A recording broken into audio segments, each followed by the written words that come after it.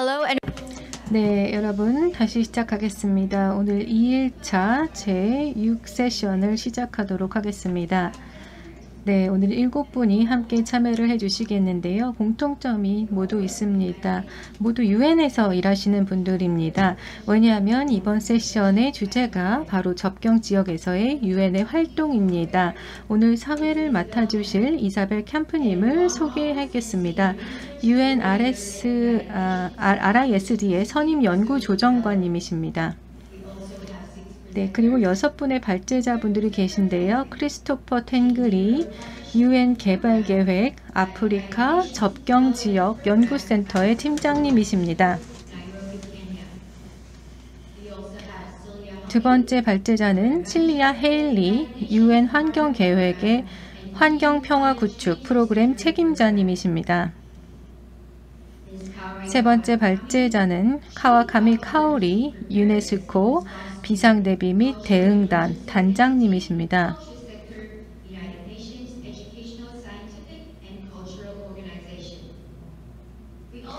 그 다음 발제자는 아마도 필립 데 안드레스 님이신데요. UN 마약 범죄 사무소의 동아프리카 지역 대표를 맡고 계십니다. 마셀로 노타리아니 님은 UN 관광기구에서 현재 일하고 계십니다. 마지막 발제자는 에비게일 하틀리 님이신데요. UN 질외대책기구에서 현재 일하고 계십니다. 네, 준비되셨으면 오늘 사회자께 마이크를 넘기도록 하겠습니다. 네, 들어오셨나요? 네, 여기 있습니다. 감사합니다. 네, 여러분 오늘 제6세션에 오신 것을 환영합니다. UN의 활동에 대해서 오늘 나눠보도록 하겠는데요. 오늘 이번 세션을 제가 사회를 맡게 돼서 기쁩니다. 저도 지금 UN RISD에서 선임 연구조정관을 맡고 있는데요. 다양한 이슈들을 다루고 있습니다.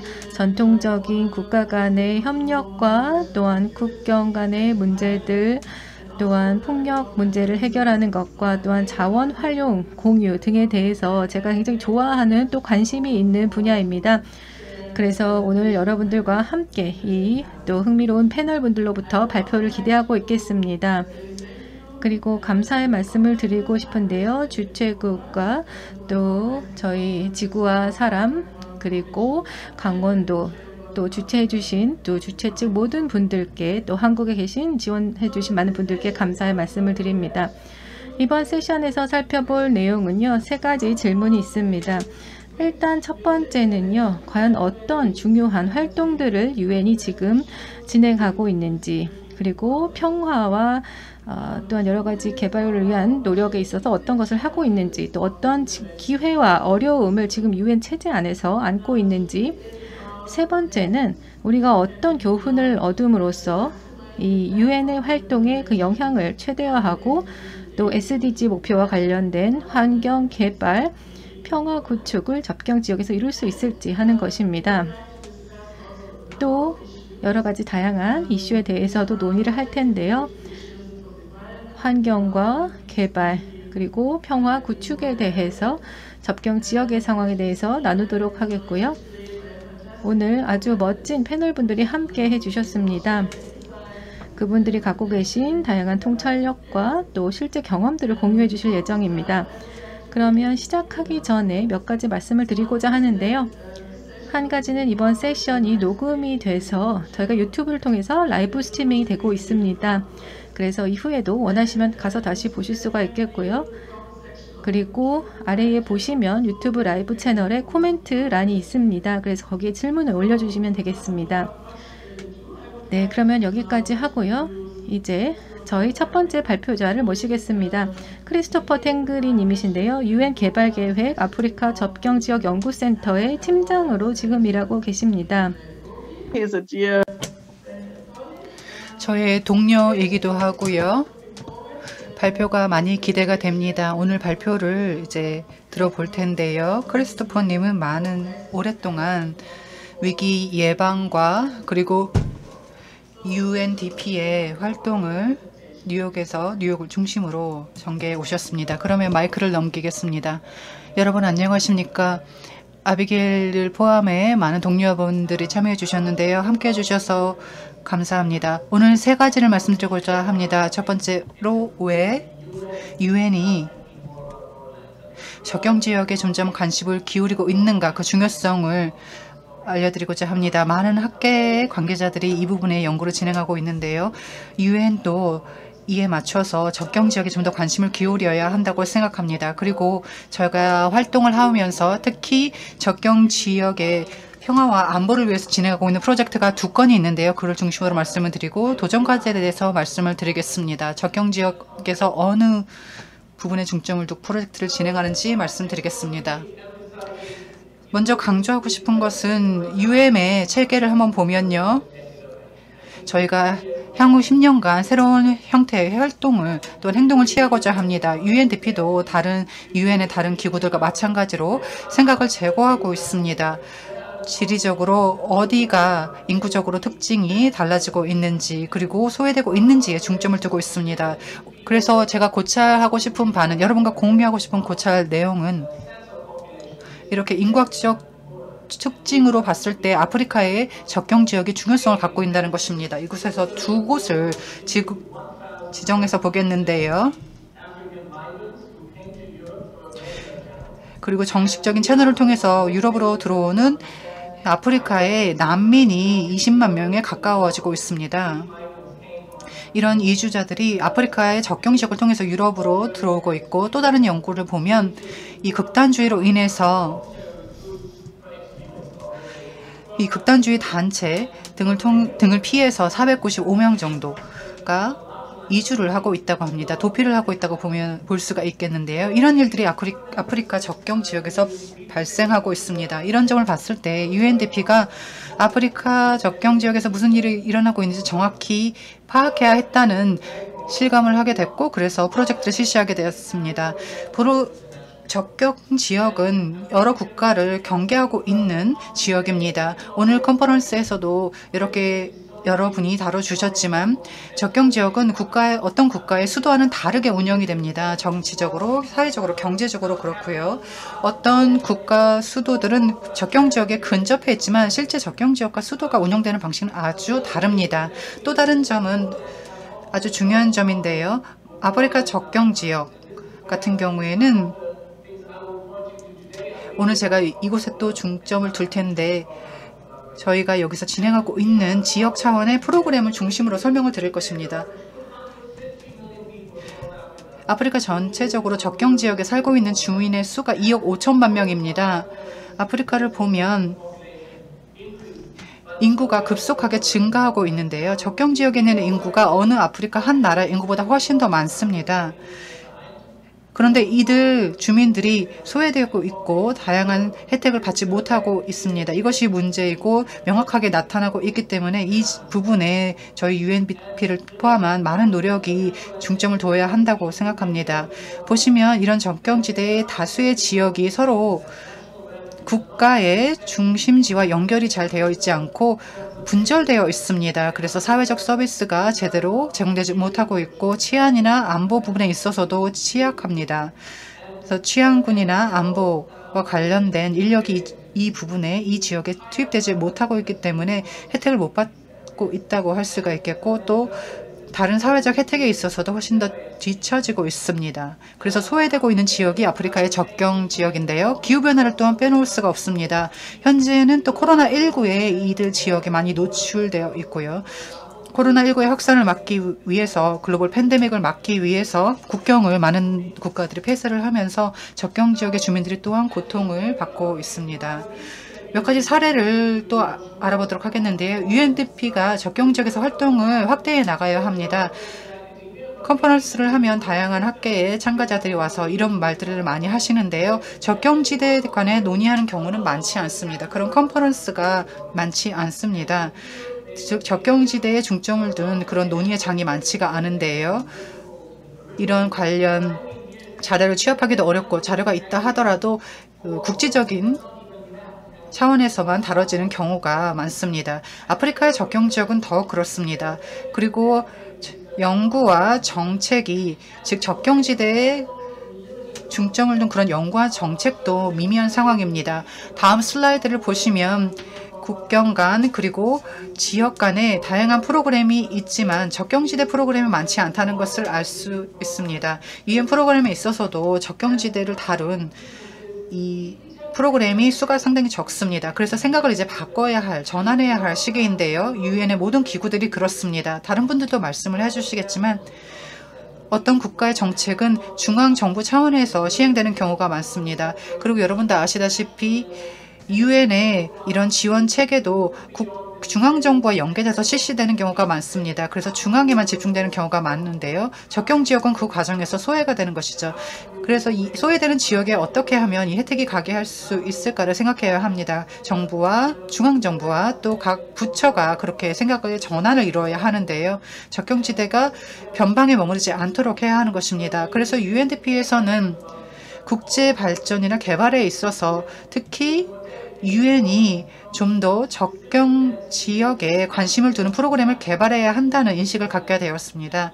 이곳의 지역사회에 관심을 더 많이 두고 단순히 한 국가의 중앙정부나 중심지 또는 수도에만 중점을 두는 프로그램은 지양해야 한다는 것입니다. 지난 2년간 UNDP에서는 이런 적경 지역을 중심으로 한 프로젝트를 실시를 했습니다. 이 프로젝트에서 교훈을 얻을 수가 있었는데요. 간략하게 살펴보겠습니다. 먼저 한 가지 프로젝트를 UNEP와 함께 실시를 했고요. 이외에도 소말리아, 케냐 등지에서 실시한 프로젝트가 있습니다. 그리고 재안정화를 위한 프로젝트를 차드에서 실시를 했고 나이제리아와 카메룬에서 실시한 프로젝트도 있습니다. 이렇게 다양한 아프리카 국가들과 파트너십을 이루고 또 구축을 하고 프로젝트를 실시하고 있는데요. 이것이 각 이 지역의 경제에 많은 중요한 역할을 하고 있습니다. 지금 보시는 것은 제가 일반적으로 관찰할 수 있었던 내용인데요. 평화 안보가 적경지대와 밀접한 관련이 있다는 것을 알게 되었습니다. 그런데 빈곤을 한번 들어보겠는데요. 빈곤은 폭력적인 갈등과 안보 불안의 원인이자 영향이라고 할 수 있습니다. 이것이 아프리카 적경지대에서 잘 나타나고 있기 때문에 저희가 이에 적극적으로 대응해 나가야 하는데요. 평화 구축, 그리고 안정화, 그리고 사회적 결합 이런 것들은 사회적 또 경제적 기회를 제공하는 것은 평화 안보와 또 적경지대의 안정화와 밀접한 관련이 있습니다. 그래서 안보 공백을 남겨서는 안 되겠는데요. 진정한 의미가 무엇이냐? 다자 간의 접근 방식이 필요하다는 것입니다. 유엔이 이를 적극 활용할 수 있는 유리한 위치에 있기는 합니다. 그래서 저희가 연구를 실시를 하면서 느낀 것이 있습니다. 소외되고 있다는 것인데요. 즉 적경지대의 주민들이 소외되고 있다는 것을 볼 수가 있었습니다. 실질적으로 현장에서 발생하고 있는 것을 보면 자원도 부족하고 이들 지역에 거주하는 사람들이 느끼는 소외감이 상당했습니다. 그래서 어느 경우에는 분노를 표출하는 경우도 있고 정부 체제에 대한 붕괴한 표현을 하는 경우도 있고 표출을 하는 경우도 있고 그리고 적경지대의 사람들이 국가 차원에서 실시하는 혜택을 못 받고 또 체제의 테두리 안에 들어가지 못하는 경우도 있었습니다. 특히 적경지대에 살고 있는 젊은 층이 가장 소외감을 크게 느끼게 되는 경우가 있고 사회 경제적 기회를 제공받지 못했습니다. 물론 일반화하는 경향이 있기는 하지만 이들 젊은 층이 특히 폭력적인 극단주의자들에게 현혹되기가 그래서 쉬워지고 있습니다. 그래서 UNDP는 이런 극단주의자들에게 젊은 층이 빠지게 되는 이런 일들이 빈번하게 일어나는 그 온상지를 찾고자 했고 이 문제를 해결하고자 했습니다. 그리고 취약하고 약탈적인 국가 안보군 이런 인식이 적경지대는 팽배해 있습니다. 왜냐하면 국가 안보 인력이 적경지대 경우는 다른 지역에서 차출돼서 들어가기 때문인데요.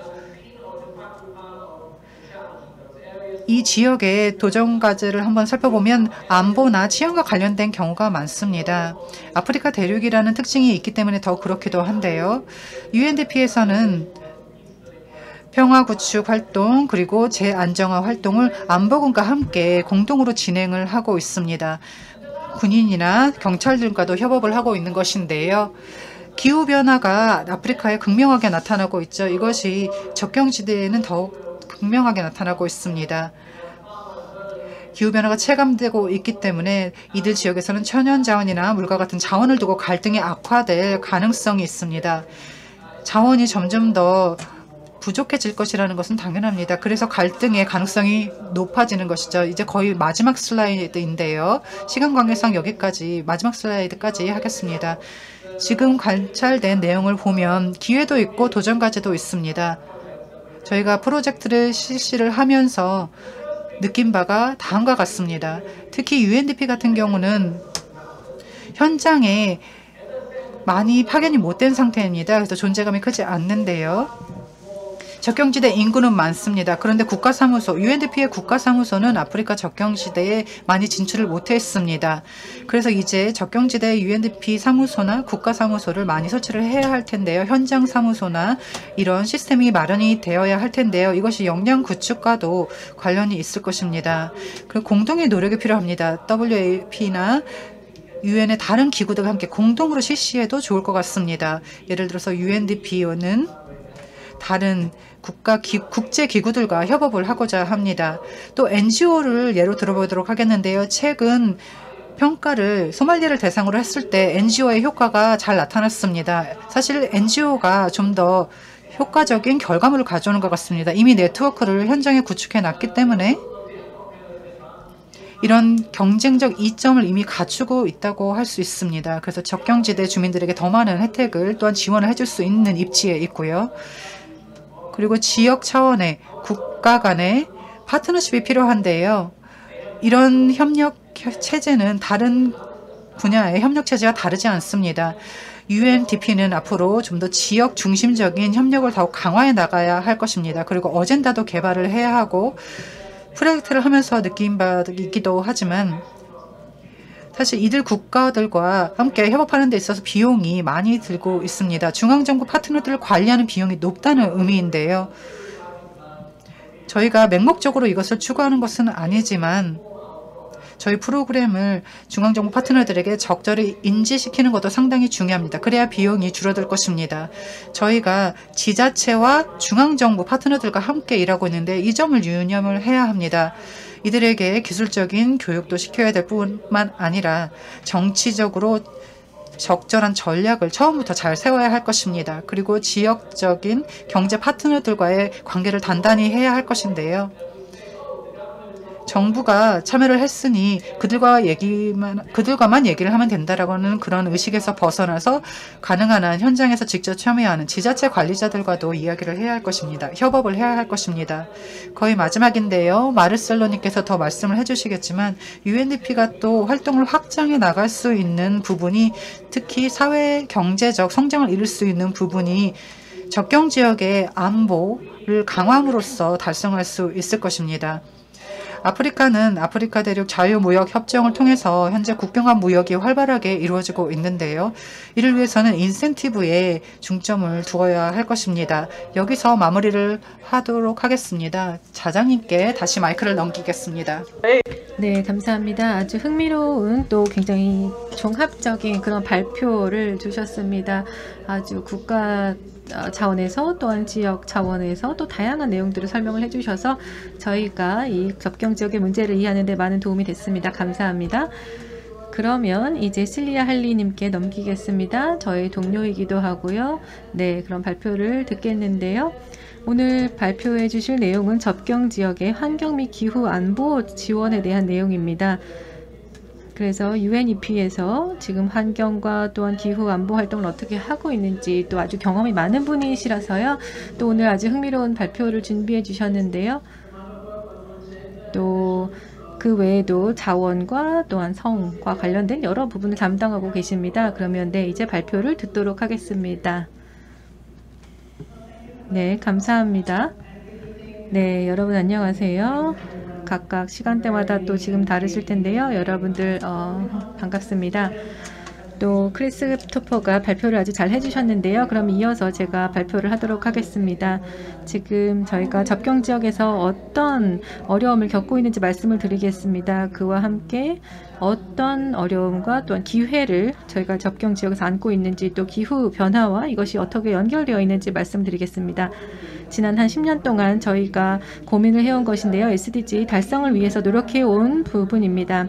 UNEP는 바로 이번 컨퍼런스의 주제인 키인 환경개발 평화라는 넥서스에 대해서 지난 20년 동안 노력을 해오고 있습니다.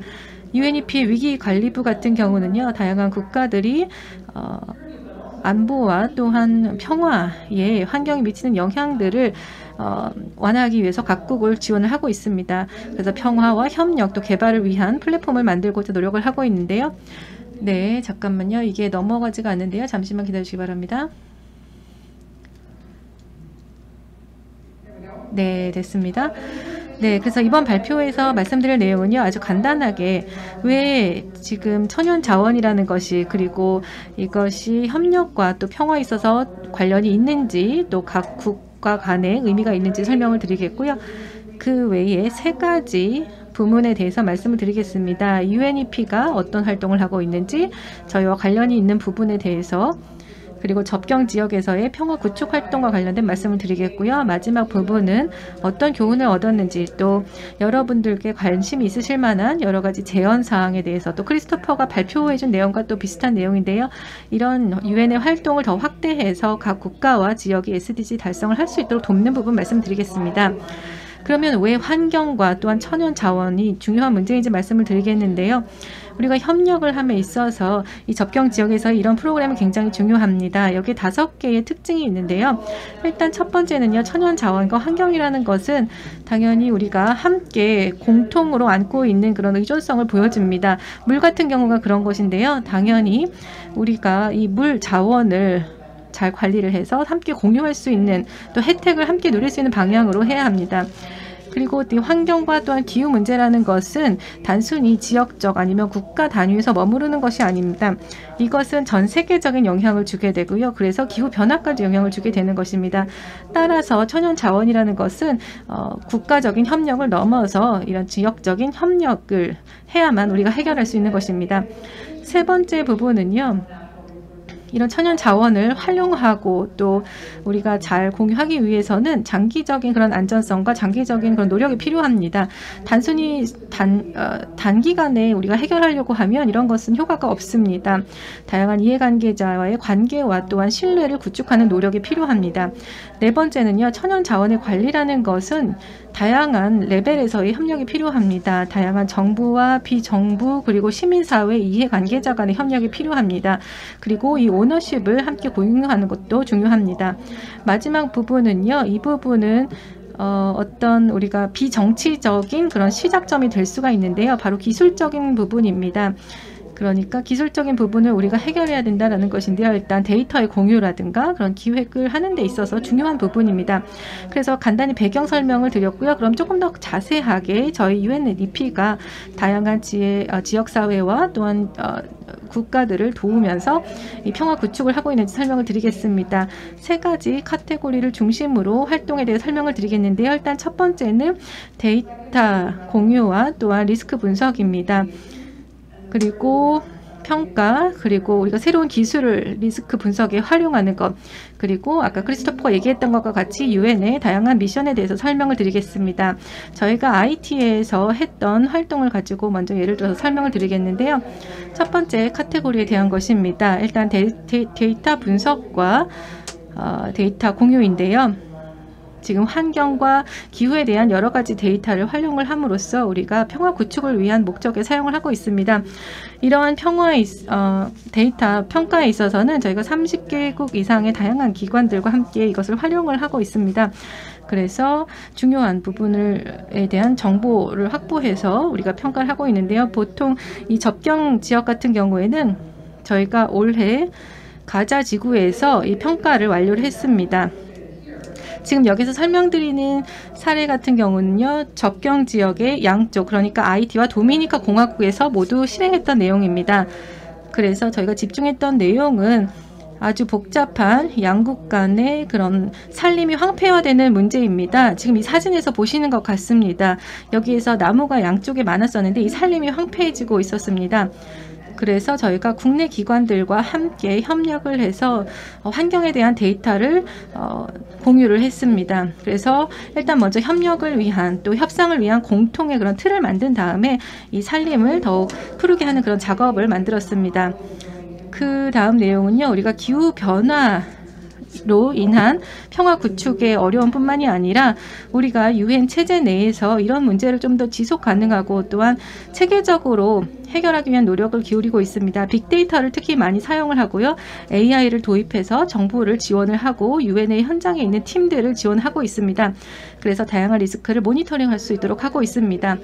저희는 스트라타라고 불리우는 지구 스트레스 모니터링 시스템이 있습니다.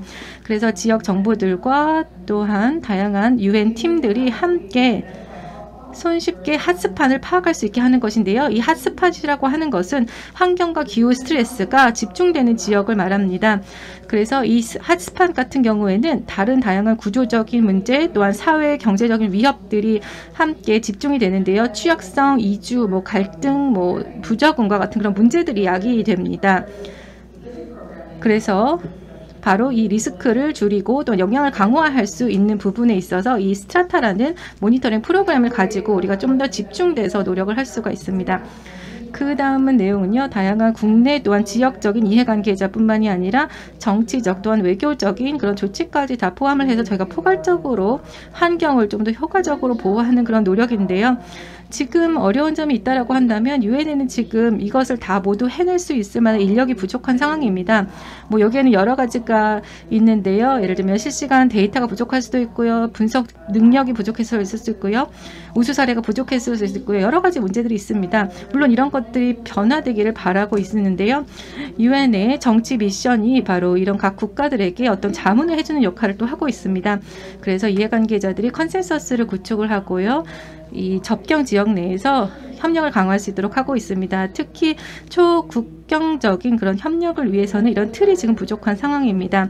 그래서 유엔에서 소말리아로 저희가 미션을 보냈고요. 2021년 초에 또 아프리카로 다른 미션을 보낼 예정입니다.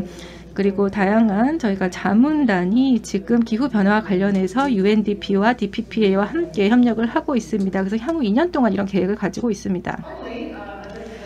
네, 마지막으로요. 이제 세 번째 저희가 하고 있는 활동이라고 볼 수가 있는데요. 저희가 지금 통합된 프로그램을 지금 테스팅하고 있습니다. 그래서 평화 구축과 또한 지속 가능성을 달성하기 위한 지역에서 테스트를 하고 있는데요. 제가 EU를 통해서 UNEP와 함께 기후변화 안보 프로그램을 지금 수단에서 진행을 하고 있습니다. 또 북부 다푸르 지역과 네팔에서 진행하고 있는데요. 이런 것들이 또 UN 체제와 또 그 외에 있는 다른 주체들이 함께 참여하기를 기대를 하고 있습니다. 수자원 같은 경우가 지금 이 지역 내에서 갈등의 중요한 문제가 되고 있습니다. 그래서 리비아와 차드에서 또 수단 지역으로 많은 이민자들이 지금 넘어오고 있는데요. 특히 소외된 주민들 같은 경우에는요. 이 사람들이 바로 이런 갈등을 해결하고 또 그분들의 목소리를 좀 더 듣고 또 수자원을 좀 효과적으로 관리하는 데 있어서 주민들의 관점에서 보는 것입니다. 그래서 이분들의 생계를 보장하고 좀 더 커뮤니티 내에서 지역사회 내에서 아니면 지역사회 간에 또 지역사회와 또한 지자체 간에 그런 정책을 수행하는 데 있어서 좀 더 기후 변화라는 것을 염두에 두고 여기는 농민들이나 주민들이 좀 더 생계를 잘 유지할 수 있도록 하는 것입니다. 그래서 운송로를 우리가 만들거나 아니면 인프라를 구축할 때 이런 주민들이 좀 더 참여할 수 있도록 하는 그런 제도라고 보겠습니다. 그리고 또 평화 구축 미션을 달성하는 데 있어서도 이런 천연 자원을 함께 고려해서 우리가 하고 있습니다. 전체적으로 보시면요. 사실 그 목표라는 것은 간단합니다. 저희가 원하는 것은 개발 전략을 핌에 있어서 좀 더 통합적인 방법으로 프로그램을 진행을 하고 또한 주민들의 그런 회복 탄력성을 달성하는 것입니다. 그리고 대화와 협력을 통해서 진행하는 것입니다. 그리고 이런 프로젝트에 있어서 가장 중요한 것은 바로 개발과 관련된 매트릭스를 정확히 이해하고 또한 이것이 안보와 또 환경에 미치는 영향을 정확히 파악하는 것이라고 하겠습니다. 네, 그래서 거의 마지막인데요. 간단하게 또 요약을 해서 설명을 드리겠습니다. 저희가 지금 UNEP가 그동안 환경 또 평화 발전 넥서스에 대해서 어떤 활동을 하고 있는지 말씀을 드렸습니다. 또 그것을 바탕으로 저희가 어떤 경험을 통해서 어떤 교훈을 얻었는지 또 제안을 드리고자 합니다. 일단 첫 번째는요. 저희가 경험을 통해서 보면 이 협력 플랫폼으로서 천연 자원이 굉장히 강력한 역할을 한다는 겁니다. 특히 평화와 안보에 있어서 중요한 부분인데요. 이것이 전체 그 지역과 또한 접경 지역의 협력에 있어서 매우 중요합니다. 어떤 형태든 평화 구축 노력이라는 것이 굉장히 중요하고요. 작게라도 구체적으로 저희가 공유를 해야 합니다. 그래서 정보를 공유하고 또 분석을 하는 것이 첫 출발점이 될 수 있다고 하겠습니다. 또 중요한 것은요, 다양한 천연 자원과 또 이런 환경의 문제라는 것이 사람들을 함께 모으는 그런 응집력을 갖는다는 것입니다. 특히 수자원, 물 같은 것이 아주 중요한 문제인데요. 이것을 잘못 관리하면 갈등과 불안의 원인이 될 수 있다는 것입니다. 그래서 지금 환경오염과 또한 기후변화라는 게 굉장히 중요해지고 있는 상황에서 지역적인 또 국가 차원에서의 노력이 없다라면 저희 물론 UN 체제에서도 우리가 이런 리스크를 100% 예측하거나 파악을 할 수 있는 것은 아닙니다. 그렇기 때문에 저희가 다양한 기술들과 또한 리스크 분석을 통해서 조기 경고를 할 수 있게 하는 것, 또한 통합적인 분석을 통해서 다양한 이해관계자들이 정보를 공유해서 예측력을 높이는 것이 굉장히 중요합니다. 세 번째는요, 좋은 우수 사례가 있다라면 좋은 어떤 예가 지금 많이 있습니다. 그런데 이런 것들을 우리가 더 강화해야만이, 더 확대해야만이 지금 우리가 갖고 있는 그런 위기를 위기를 해결할 수가 있습니다. 그래서 지금 아주 긍정적인 그런 성과들이 유엔의 평화 구축을 위한 많은 미션에서 지금 나오고 있습니다. 또 물론 리스크 테이킹도 필요한 부분도 있고요. 지금 파일럿 테스트를 통해서 지금 진행을 하고 있습니다만 앞으로 점점 미래가 나가면서 저희 유엔과 또 특히 평화 구축 부분에 있어서 다양한 기관들 간의 그런 파트너십을 강화하는 것이 필요하다고 생각합니다. 그리고 또 이 영향과 관련된 지표를 개선하는 것도 중요한데요. 특히 이 평화 환경 발전과 관련해서는 아직 작업이 많이 필요하다고 생각합니다. 네, 여기까지 발표를 마치겠고요. 네, 나중에 Q&A 또 진행하도록 하겠습니다. 감사합니다. Great, thank you so much. 네, 감사합니다. 정말로 아주 간결하게 핵심을 잘 짚어주시면서 말씀을 해주셨는데요. 저도 같은 생각입니다. 한 국가의 자원이나 또 천연자원을 놓고 이루어지는 갈등이나 이런 것들이 전반적인 갈등의 근본적인 원인이라고 생각합니다. 그래서 이 문제 해결을 위해서 함께 공동의 노력을 해야 할 텐데요. 그래야만 풍부한 천연자원의 혜택을 모두가 접경지역에서 모두가 그 혜택을 누릴 수 있을 거라고 생각합니다. 매우 영감을 주는 발표였고, 다음으로 유네스코의 동료분께 마이크를 넘기겠습니다. 카오리 가와카니님은 유네스코에서 활동하고 계시고요. 문화유적지를 보호하는 일을 주로 업무로 하고 계시고, 특히 위기 시에 문화유적지 관리와 보호에 집중하고 계십니다. 최근에 예벤이나 필리핀 등지에서 관련된 사례들이 있었는데요. 카오리 가와카미님을 환영해 주시기 바랍니다. 여러분 안녕하십니까? 지역에 따라서 아침, 점심, 저녁일 텐데요. 저는 카오리 가와카미라고 합니다. 유네스코의 비상대책 준비 유닛의 대표를 맡고 있습니다. 위기 시에 저희가 문화유적지를 어떻게 관리해서 평화구축에 기여를 할 수 있는지를 말씀을 드리려고 합니다. 문화유적지를 다룰 때 갈등과 또 개발과 평화구축에 대해서 다르지 않는 경향이 있는데요. 유네스코가 하는 일을 먼저 말씀을 드리겠습니다. 유네스코의 미션은 평화를 구축하고 또 빈곤을 퇴치하고 지속가능한 개발을 도모하고 문화 간 대화를 교육, 과학, 문화, 소통, 정보를 통해서 촉진하는 데 기여하는 것입니다. 유네스코는 유엔 기구 중에서 유일하게 문화를 담당하고 있는 기구입니다. 이 미션을 달성하기 위해서 유네스코는 다양한 협약을 통해서 기준을 수립하고 있는데요. 지금 화면에서 보시는 것과 같습니다. 국제사회에 여러 도움을 동원하고 있고 조율과 정보 공유 플랫폼을 제공하고 있고 역량 구축을 지원하고 회원국의 정책 자문도 제공하고 있습니다. 문화를 보호함으로써 그리고 문화적 다원주의를 촉진하면서 유네스코는 문화유적지를 보호하고자 하고 있습니다. 특히 인권 보호를 추진하고 있고 갈등 예방과 평화 구축에 노력하고 있으며 국제 인도주의 법과 안보를 준수하고 있고 또 회복력 향상과 지속 가능성 확보, 국제 협력과 대화 촉진에 나서고 있습니다. 자, 그렇다면 문화와 갈등이 평화 구축과 어떤 관계에 있을까요? 문화가 어떻게 갈등의 영향을 받는지 한번 살펴보도록 하겠습니다. 최근 들어서 문화에 영향을 주는 갈등이 유례없이 늘어나고 있습니다. 지금 화면에서 보시는 것은 문화 유적지인데요. 즉 갈등으로 인해서 피해를 입은 문화 유적지입니다. 왼쪽 같은 경우에는 이라크인데요. 오른쪽은 예멘의 예입니다. 또 다른 예를 보겠습니다. 부수적인 피해로, 즉 갈등에 대한 부수적인 피해로 문화가 피해를 입은 또 다른 예입니다. 시리아고요.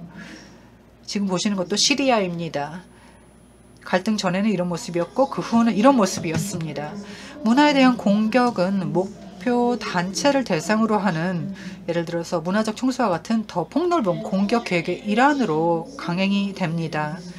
이외에도 의도적으로 문화와 유산을 목표 대상으로 삼는 경우도 있습니다. 이런 이론이 있는데요.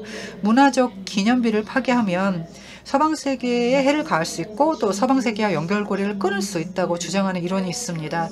서구 문명은 문화적 기념비를 중시하는 반면 테러 단체들은 서구의 가치와 자신들의 가치가 다르다는 것을 보여주기 위해서 문화적 기념비를 이용하는데요. 말리의 경우에는 팀북투에 있는 유적지에서 마우솔레움이 14개가 파괴가 되었습니다. 지금 보시는 것은 이라크에서 의도적으로 파괴된 문화적 유적입니다. 지금 극단적 와하비즘을 추구하는 사람들로 인해서 기념비와 사원 등 과거 문명을 간직하고 있는 것들을 우상 숭배를 부추긴다고 보는 시각이 나타나고 있습니다. 이들의 시각에서는 문화적 유적을 파괴하는 것이 그래서 정당하게 됩니다. 그리고 갈등이 발생할 때는 문화와 종교 기반의 박해가 자주 일어납니다. 문화적 대상은 또한 대상 물체는 약탈과 불법 매매 피해 대상이 되기도 하는데요. 이것이 테러범들의 자금원으로 쓰이기도 합니다. 지금 보시는 것은 시리아 팔마라에 있는 예입니다. 이 공격이 있기 전의 모습이고 지금 보시는 사진은 그 후의 모습입니다. 사람은 문화를 전달하는 주체라고 할 수 있는데요. 이 사람들이 고향을 등지는 실향민이 되면서 이 예술가들이나 장인들이 고향을 대거 떠나고 있습니다. 그 과정에서 무형유산이나 문화적 다양성이 유실됩니다. 문화가 갈등에 영향을 받는 것을 많이 보아왔는데요. 그렇다면 문화가 평화와 개발에 어떻게 기여를 할 수 있을까요? 문화는 어떤 면에서 소득 창출을 해줄 수 있고 생계 유지의 기회가 됩니다. 문화적 관광이나 창의적 산업이 그 예인데요. 공예, 영화, 문학, 공연 예술 등이 그 세부적인 예입니다. 문화와 유산이 사람의 정체성과 역사의 일부분입니다. 그래서 트라우마에 심리사회적 치유를 제공할 수 있습니다. 유적을 재건하고 복원함으로써 기억과 존엄성을 또한 회복할 수 있습니다.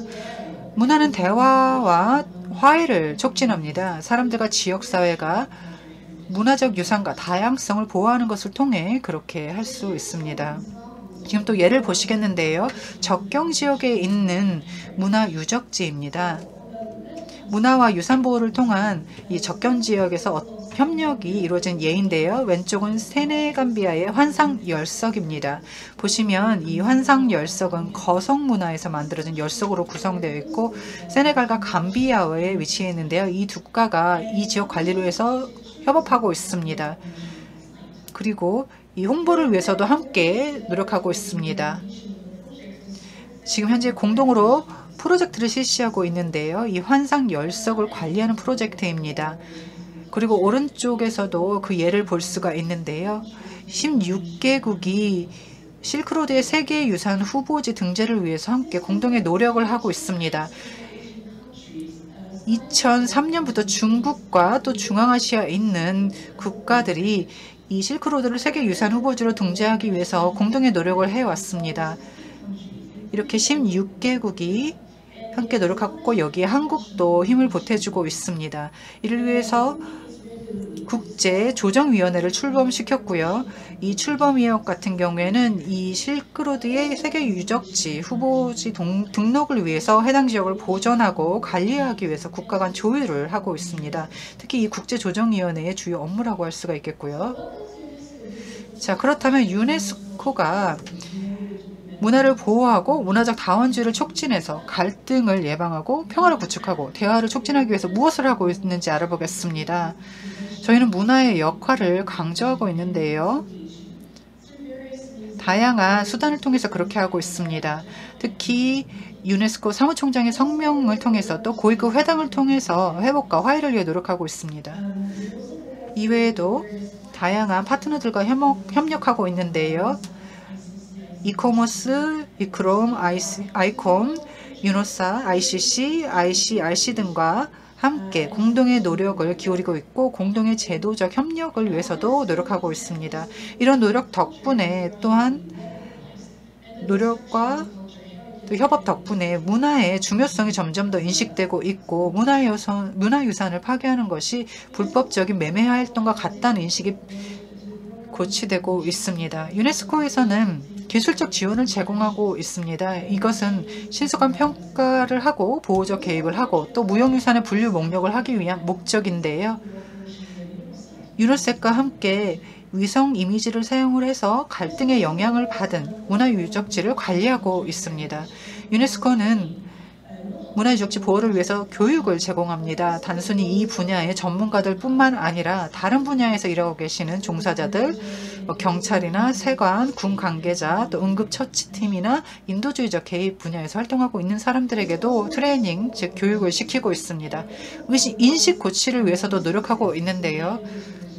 유산 긴급 자금을 통해서 자원을 동원하고 있습니다. 이 모든 것은 문화를 보호하고 문화적 다원주의를 추진하기 위한 것입니다. 특히 갈등 시 그리고 자연재해 발생 시에 이 점이 더 중요해지고 있습니다. 물론 기회와 도전 과제들이 항상 상존하고 있습니다. 가장 큰 도전 과제 중 하나는 인식이나 이해가 부족하다는 것인데요.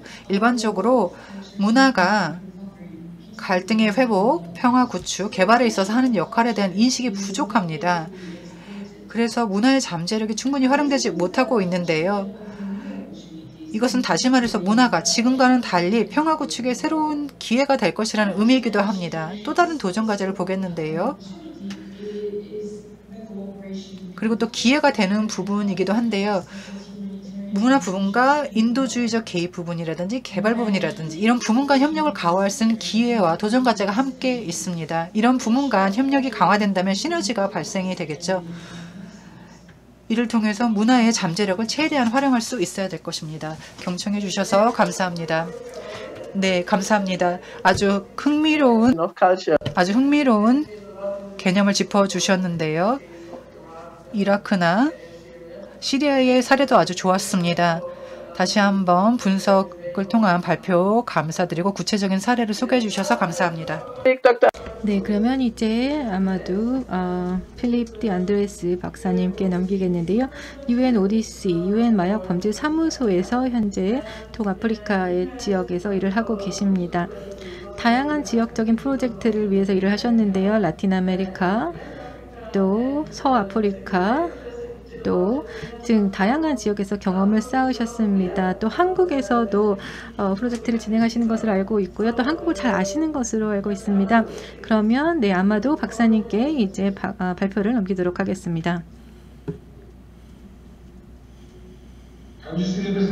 네, 지금 제 발표 보이시나요, 여러분? 네, 잘 보입니다. 네, 여러분 안녕하세요. 제 발표는요. 일단 제가 네 번째라서 굉장히 다행인데요.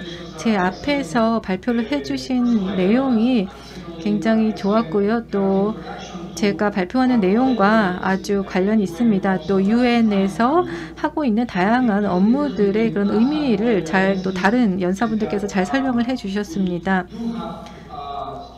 저희는 지금 접경 지역에서 다양한 활동을 하고 있습니다. 해양 지역, 육상, 그리고 공상 지역에서도 지금 다양한 활동을 하고 있습니다. 오늘 말씀드릴 내용은요. UN ODC, 물론 저희만 혼자 업무를 하는 것은 아닙니다. 다양한 기관과 함께 어떻게 그 마약 밀매와 테러리즘에 대한 대응을 하고 있는지 설명을 드리겠습니다. 저희는 국경 지역을 강화하려고 노력을 하고 있습니다. 그냥 단순히 한 국가를 떠난다고 해서 그 범죄자를 놓치게 되는 것이 아니라 다른 국가로 도망을 가게 되면 저희가 테러에 대한 대응을 하는 데 있어서는 특히 코로나 이후 시대에는 이런 국경 간의 협력이 굉장히 더 중요해졌습니다. 저희 UN ODC에서 하고 있는 업무를 설명을 드리겠는데요. 3가지가 있습니다. 일단 오늘 발표를 위해서 제가 일단 인스트루먼트라고 하는 그런 조치라고 말씀을 드리겠습니다. 일단 첫 번째는요. 저희가 다양한 초국가적인 위협 평가를 합니다. 그래서 회원국들과 1년마다 하고요. 또한 전 세계 단위에서는 3년마다 진행을 합니다. 또 지역 단위에서는 2년 반 아니라 3년마다 진행을 하고 있습니다. 여기에서 시나리오 분석을 또 진행을 하게 됐는데요. 또 계속 말씀을 드리지만 회원국과 함께 협력을 통해서 진행을 합니다. 그래서 저희가 진행하는 그런 활동에 있어서는 그 기준이 되는 것이 있는데요. 첫 번째는 마약에 관한 단일 협약, 향정신성 물질에 관한 협약, 또한 마약 및 향정신성 물질의 불법 거래 방지에 관한 국제연합 협약이 있습니다. 이 3가지가 규범적인 기준이 되고 있습니다. 그 외에 조직 범죄 방지 협약, 부패 방지 협약 등이 있는데요. 이런 것들을 통해서 이 회원국가가 이런 협약을 비준하게 되면 이에 따라서 역량을 강화하게 됩니다. 3번째는 제도적인 최적화입니다. 이것은 우리가 기준을 만들고 목표를 세운 다음에 한 17년 동안 저희가 지속적으로 역량 강화를 위해 노력을 하고 있습니다. 특히 마약 밀매라든가 조인트 인터 에이전시 모델이라고 하는 것을 저희가 이제 진행을 하고 있는데요. 자세한 내용은 잠시 후에 설명을 드리겠습니다. 이를 통해서 각 회원국들이 국경 간의 협력을 할 수 있도록 또 항공, 육상, 해상에서 모든 협력을 강화하기 위해서 여러 가지 협력 모델을 구축해서 진행을 하고 있습니다. 지금 장표에서 보시는 내용은요. 최근에 저희가 진행했던 것입니다. 그래서 위협 평가를 해서 세계의 주요 조직 범죄 흐름을 파악하는 것입니다. 헤로인, 코카인 같은 경우에는 지금 이렇게 중미로 가거나 아니면 서유럽으로 이렇게 향하는 것을 보실 수가 있습니다. 매년 약 120만 톤 이상의 굉장히 많은 그런 헤로인과 코카인을 압수를 하고 있습니다. 여기 보시는 것처럼 황토색으로 된 것은요. 남아프리카, 중아프리카 제가 있는 이 지역에서 동남아로 이렇게 향하게 되는데요. 이렇게 보시는 바와 같이 굉장히 큰 그런 불법 위조품과 또한 의약품의 밀매가 이루어지고 있습니다. 아니면 위조 의약품이라든가 또 품질에 맞지 않는 그런 불법 의약품들이 굉장히 다양하게 이렇게 매매가 되고 있습니다. 그래서 제가 말씀드렸던 것처럼 마약 밀매뿐만이 아니라 아프가니스탄에서 또 남쪽으로 해서 유럽으로, 서유럽으로 그리고 마약 밀매는 어느 국가든지 갈 수가 있습니다. 그리고 해적 활동도 이루어지고 있고요. 지금 이런 다양한 갈등 상황이 점점 늘어나고 있습니다. 테러를 포함해서 조직 범죄단이 바로 이런 범죄들에 대한 자금을 대는 그런 네트워크처럼 활동을 하고 있습니다. 두 번째는 규범적인 기준이라는 것인데요. 이런 여러 가지 암울한 상황에도 불구하고 저희가 체결해 놓은 다양한 기준들이 있다는 겁니다. 1988년에 나왔던 마약 및 항정신성 물질의 불법 거래 방지에 대한 국제연합 협약인데요. 이것이 최초로 저희가 불법적인 행위에 사용되는 돈의 흐름을 추적하는 것입니다. 특히 회원 국가에서 불법적으로 자금 세탁을 한다라거나 이를 통해서 테러리즘을 지원하는 데 사용하는 것을 모든 것을 추적을 하고 있습니다. 동아프리카 같은 경우에는요. 조직 범죄단을 우리가 프로파일링을 진행을 해서 이 돈이 어느 쪽으로 흘러가는지를 초국가적인 단체 간의 협력을 통해서 진행을 하고 있습니다. 세 개의 프로토콜, 그러니까 의정서가 체결이 되어 있는데요. 여기에 보시면 조직 범죄 단체에 대한 정의가 있습니다. 저희는 그냥 단순히 초국가적인 단체만을 쫓는 것이 아니라 조직 범죄 단체라는 정의를 가지고 일정 기간 동안 구금형에 해당하는 범죄를 저지르는 경우 이런 것들을 조직 범죄 단체라고 보고 이 경우에는 특별한 수사 기법을 저희가 적용을 해서 다양한 국가 간의 그런 협력을 통해서 단속을 하고 있습니다. 그 외에도 부패 방지 협약이 있는데요. 여기에도 굉장히 긍정적인 성과들이 나오고 있습니다. 2021년에 제가 바라기로는 소말리아를 비롯한 여러 국가들이 또 이 협약을 조인할 것으로 보이고 있습니다. 아프리카에서 많은 발전들이 일어나고 있는데요. 그리고 테러 방지를 위한 보편적인 조치 19개뿐만이 아니라 또 테러 자금 조달 방지를 위한 국제 협약을 조인하는 국가들도 늘어나고 있습니다. 1999년에 이 테러 방지를 위한 국제 협약이 처음 나오게 되었는데요. 이것은 약 1,400만 달러를 매년 이 테러 자금으로 사용되고 있었는데요. 이런 것들을 방지하고 그 돈의 흐름을 완전히 차단하는 그런 것을 목표로 하고 있습니다. 세 번째 저희가 사용하는 조치는 바로 제도적인 최적화라는 것입니다. 여기에 보면 여러 가지 시나리오가 있습니다. UNODC와 다양한 UN 기관과 함께 저희가 개입을 하게 되는데요. 먼저 평가를 하게 됩니다. 그래서 지금 왼쪽에 보시는 것처럼 이런 조직적인 범죄에 사용되는 그런 방법들이 있습니다. 예를 들어서 여기는 지금 야생 동물 범죄에 대한 것인데요. 지금 상아와 또한 코뿔소의 뿔 같은 것들을 밀매하는 데 사용이 되고 있습니다. 이런 밀매 시장에서 특정 지역의 어떤 시장에서 예를 들면 상아 같은 경우는 지금 이 오른쪽에 보시면요. 어디로 이것이 흘러가는지를 볼 수가 있습니다. 그래서 약 5억 7천만 달러 정도에 되는 것입니다. 그래서 이 수익 수준을 넘어가게 되면 그 해당 업계는 뭔가 문제가 생겼다라는 그런 징표를 보고 저희가 여기서 조치를 취하게 되는 것입니다. 그래서 불법적인 수익을 거두게 되면 아프리카 같은 경우에 이런 불법 자금 흐름을 저희가 추적을 해서 인터콤과 세계은행 등 다양한 국제기구와 함께 협력을 해서 이런 것들을 단속하게 됩니다. 그래서 여러 가지 이해관계자 기관들과 협력하여서 단속을 하고 있다고 보시면 되겠습니다. 그 외에 저희가 각 기관 간의 네트워크를 구축을 하고 있는데요. 저희가 UNODC에서 리드하는 것이든 아니면 인터폴과 협력을 하는 것이든 아니면 다른 세계 관세기구나 다양한 기구들이 주도하는 것들도 있고요. 그래서 모두가 다 연결이 되어 있습니다. 지난 14년 동안 굉장히 이런 네트워크를 잘 운영을 해오고 있습니다. 또 다른 제도적 최적화의 사례라고 볼 수가 있는데요. 저희가 에어콥이라고 부르는 프로젝트가 있습니다. 주로 유럽연합에서 그리고 한국에서도 일본에서도 지원을 하고 있는데요. 저희가 하고 있는 것은 일단 먼저 회원국에서 점점 더 어떤 승객 수라든가 화물 수가 늘어나는 경우에 각각 특별한 그런 기능을 인터폴이든 UNODC든 아니면 다른 국제기구의 지원을 받아서 함께 연결을 합니다. 그래서 이것을 추적하게 되는데요.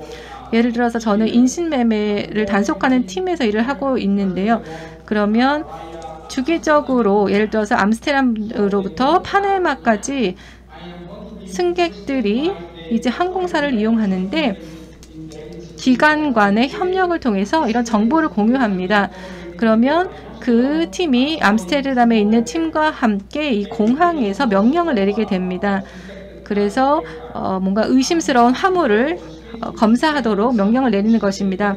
또 다른 경우는 UNODC가 컨테이너 제어 프로그램이라는 것도 갖고 있습니다. 이것도 비슷한 것인데요. 각각 항만에서 컨테이너 단위로 제가 단속을 하게 됩니다.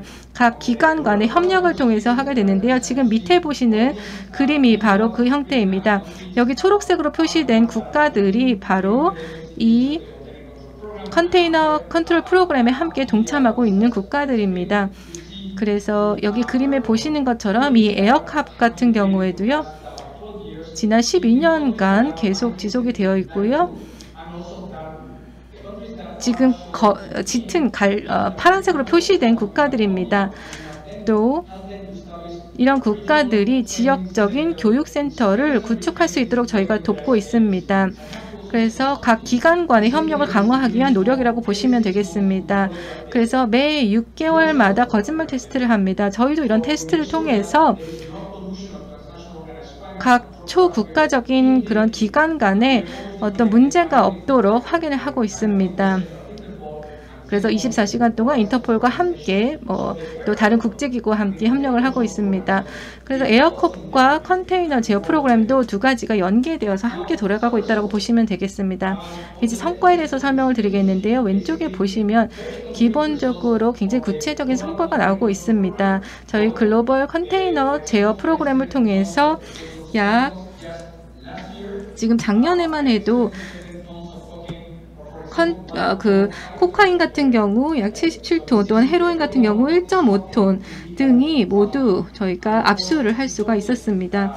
이를 통해서 다양한 회원 국가들의 단속 노력을 지원을 하고 있습니다. 또 오른쪽에 보시면 이런 성공 사례라고 보실 수가 있는데요. 서아프리카 같은 경우 가나, 세네갈, 베냉, 토고입니다. 주요 압수품인데요. 1.7톤의 코카인 그리고 48톤의 화학물질 그리고 약 1000만 팩의 그런 담배와 또한 여러 가지 약품들이 압수되고 있습니다. 요약을 해서 말씀을 드리면요. 세 가지 방법을 쓴다라고 말씀을 드렸습니다. 시나리오 분석, 두 번째는 규범적인 그런 기준들이 있습니다. 유엔에서 여러 가지 협약을 통해서 회원국들이 이것을 준수함으로써 함께 실행 능력을 강화하고 있고요. 예를 들면 초국가적인 조직범죄 방지 협약이라든가 또 그 외에 다양한 수사기관 또 정보기관들이 함께 협력을 하면서 육상, 해상, 공상에서 이런 단속을 강화하면서 초국가적인 협력을 강화하고 있습니다. 그래서 저희가 제언을 한번 말씀을 드리면요. 다른 동료분들께서도 이미 말씀을 주셨지만 중요한 것은 데이터가 부족하다는 것입니다. 그래서 저희가 데이터 공유 능력을 좀 강화할 필요가 있다고 보고요. 회원 국가들이 서로 이러한 정보, 평가된 정보를 함께 공유할 수 있는 것이 중요하고 또 필요할 것 같습니다. 또 다른 분들이 또 말씀 주셨지만 91년으로 또 제가 기억이 나는데요. 그때 제가 한국의 삼성과 또 일을 했었습니다. 유엔의 체제가 좀 더 제가 기억하기로는 어떤 지식 경제를 위해서 함께 협력해야 된다는 것입니다. 예를 들면 우리가 공항에서 뭔가를 단속을 한다. 또 위성 이미지를 사용을 한다. 그래서 어떤 마약 밀매가 특정 지역에서 늘어나는 것을 단속을 한다라고 할 때 저희가 지금 갖고 있는 것만으로는 부족합니다. 그래서 디지털 솔루션이 필요하고요. 여러 가지 기술과 또한 위치 파악을 위한 기술들을 사용을 해야만이 우리가 성공적으로 또 효과적으로 이런 단속을 할 수가 있습니다. 그래서 한국에서 그런 얘기를 나눴던 게 기억이 나고요. 여기까지로 발표를 마치겠습니다. 네, 감사합니다. 굉장히 좋은 발표를 해주셨는데요.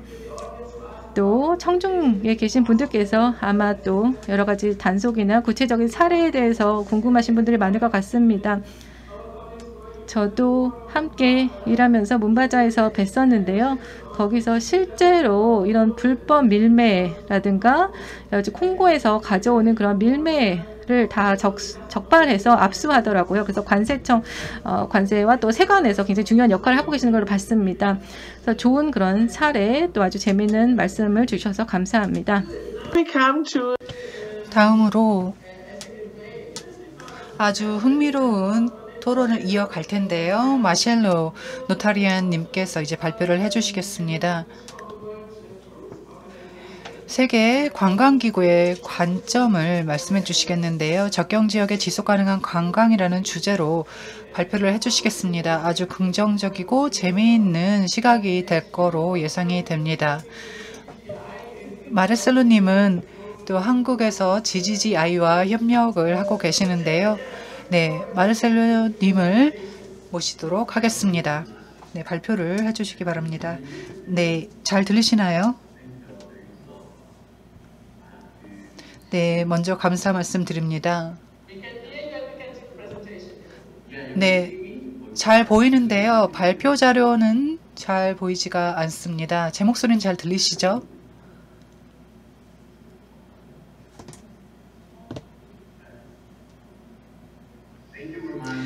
네, 감사합니다. 먼저 참가자 여러분, 참석자 여러분, 스페인에서도 참석해 주신 분들, 또 여러 국가에서 참석해 주신 분들 감사합니다. 먼저 오늘 발표는 UNWTO의 관점에서 어떤 시각을 가지고 있는지 말씀을 드리겠습니다. 오늘처럼 중요한 컨퍼런스에 초대해 주신 한국의 관계자 여러분들께 감사드리고, 그리고 앞서 말씀드렸던 것처럼 UNWTO를 대표해서 제가 오늘 참석을 했습니다. UN 기구 중에서 유일하게 관광을 다루고 있는 기구인데요. 저는 마르셀로 노타리안입니다. 이탈리아 사람이고요. 현재는 스페인에서 일하고 있습니다.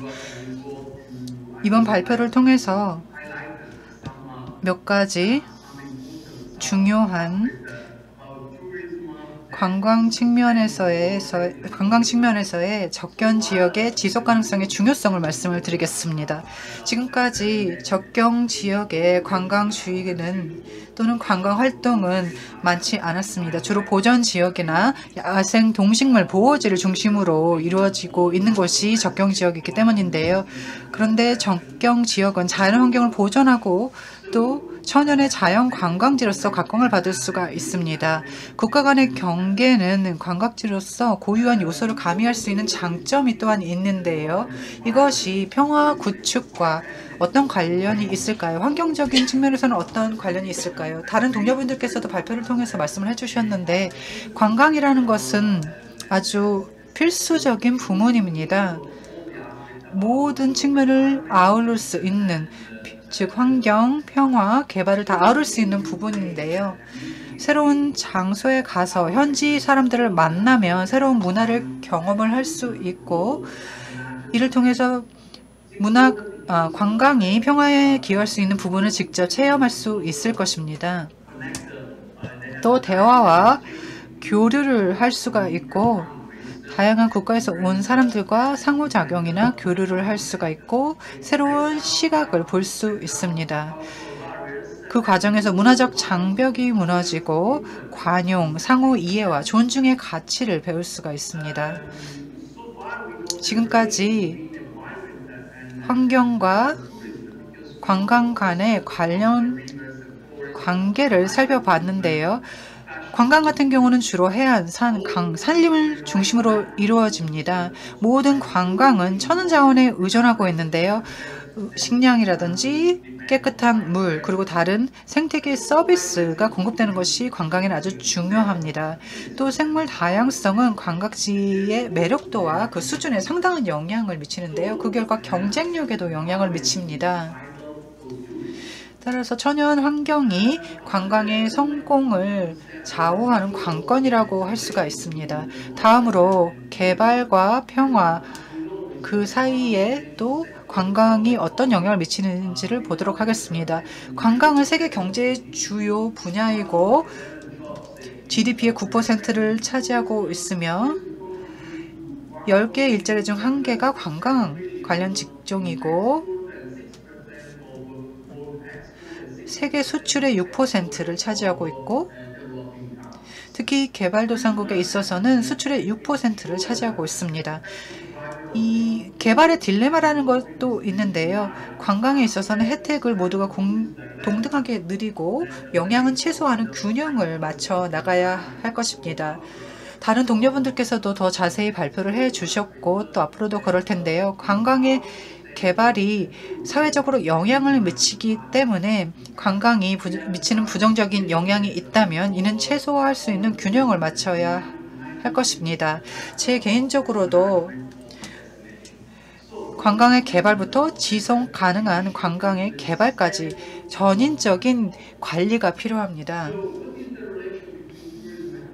자, 그렇다면 관광과 지속가능한 발전 목표가 어떤 관련이 있을지 살펴보겠습니다. 지속가능한 발전 목표는 특히 8번 같은 경우에는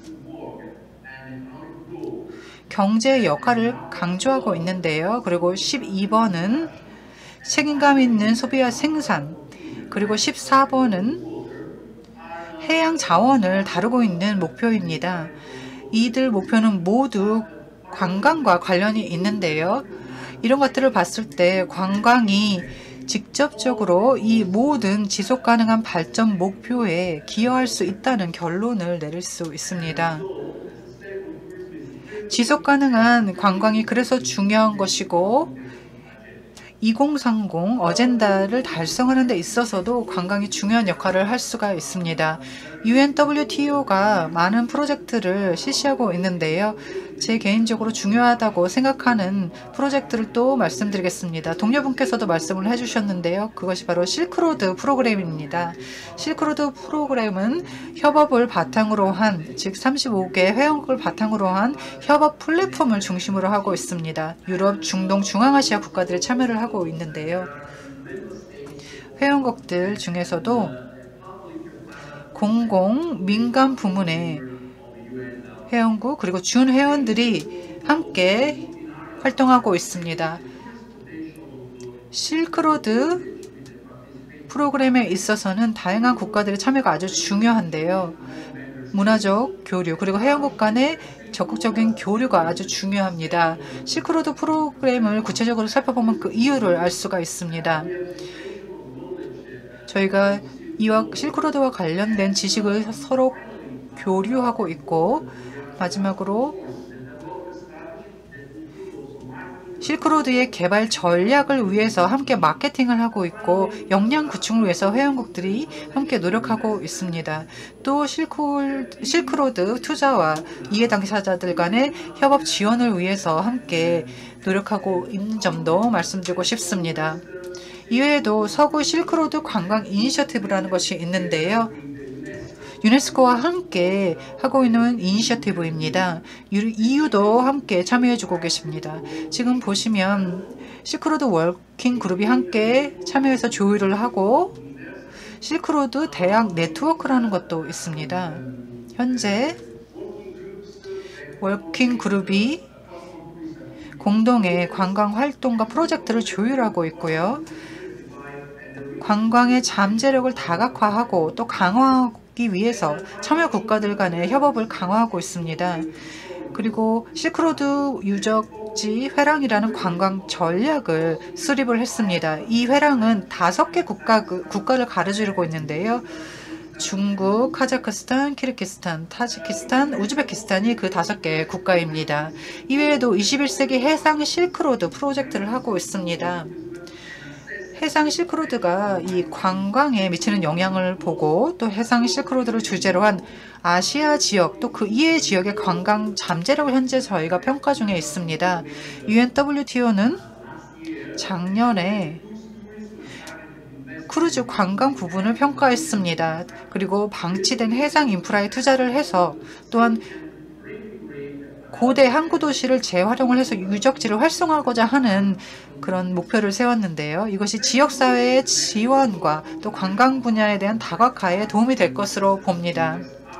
서아프리카 적경 지역의 국립공원을 설치하고 또 보호지역 네트워크를 구축하는 노력도 이루어지고 있습니다. 베냉, 기네비아시우, 그리고 몰리, 모리타니, 니제르, 세네갈, 시에라리온 등이 참여를 하고 있고요. 2011년에 사실 완료가 된 프로젝트입니다. 당시 파트너 기관이 이슬람 회의 기구였고요. 한국에서도 도움을 주셨는데요. 코이카가 힘을 보태주셨습니다. 당시 재정 지원은 스텝 재단과 그 외에 한국의 코이카가 해주셨는데요. 또 UNWTO가 실행기구의 주체로서 아이코와 또 코이카와 협업을 해서 이 프로젝트를 실시를 했었습니다. 지금 보시면 주요 프로젝트의 결과와 궁극적으로 목표를 하고 있는 점들을 도표를 통해서 보실 수가 있는데요. 저희는 국제시장을 대상으로 여행지라든지 여행 루트 등의 개발을 적극적으로 하고 네트워크를 구축을 하고 과학 기반의 또한 정보 기반의 교류를 하고자 합니다. 이외에도 2-3개 정도 구체적인 목표를 설정을 해서 생물 다양성을 강화하고 그리고 지역사회 개발에 자극제가 되기 위해서 관광을 좀 더 활성화하는 목표를 세워놨고 이것도 저희의 궁극적 목표 중에 하나입니다. 마지막으로 매출을 창출할 수 있는 활동을 적극 장려하고 있습니다. 이것이 빈곤 퇴치에도 도움이 될 것이고요. 또 보호지를 좀 더 강력하게 보존하는 데도 도움이 될 것이고 일자리 창출과 또 교육에도 도움이 될 것입니다. UNWTO는 이렇게 관광 분야가 다른 분야에 기여를 할 수 있을 것이고 즉 환경이나 문화 부분에 기여를 할 수 있을 것이고 그 결과를 이렇게 도표화해서 모니터링해 나가고 있습니다. 또 말씀드리고 싶은 예는 히말라야 횡단 트레일인데요. 이 프로젝트를 저도 개인적으로 관심 있게 지켜봐 왔고 제가 직접 참여를 했기 때문에 좀 더 잘 알고 있습니다. 기존 횡단 트레일을 저희는 이 프로젝트에서 네트워크화해서 마케팅을 했습니다. 그 길이를 한번 보면 1700km가 되고요. 10개의 섹션을 아우르고 있습니다. 지금 선을 통해서 지도를 보시면 보실 수가 있는데요. 네팔과 중국을 가로질러 가고 있습니다. 특히 2년에 걸쳐서 2개의 지구에서 시범 단계를 거쳤습니다. 2011년에 그 다음으로 전 지역으로 확대가 되었고요. 5개 지구를 목표 대상으로 해서 산간 지역의 마을이나 지역사회, 또 문화적 다양성 확대, 그리고 역사적, 종교적 기념비가 있는 곳으로 이 트레일을 구성을 했습니다. 생물 다양성이 풍부하고 또 빈곤율이 높은 지역을 또한 연결을 해서 네트워크화했습니다. 이런 곳을 중심으로 트레일을 만들었고요. 결과를 보니까 새로운 이 트레킹 구간이 잠재력이 상당했습니다. 새로운 구간이 개발이 되고 재개발이 되고 업그레이드가 될 수 있었고 쉼터를 설치를 하고 또 화장실도 설치를 하고 그리고 폐수 처리 시스템이라든지 이런 것들을 다 설치를 하고 나니 트레킹이 갖는 또 이 트레일이 갖는 잠재력을 볼 수가 있었습니다. 그리고 저희는 전략적 관광 실천 계획을 수립을 했는데요. 역량 구축과 기본적인 관광 교육 패키지가 중요하다는 점을 인식을 하고 교육 프로그램을 마련을 했습니다. 이 프로젝트가 다양한 자극제가 되었습니다.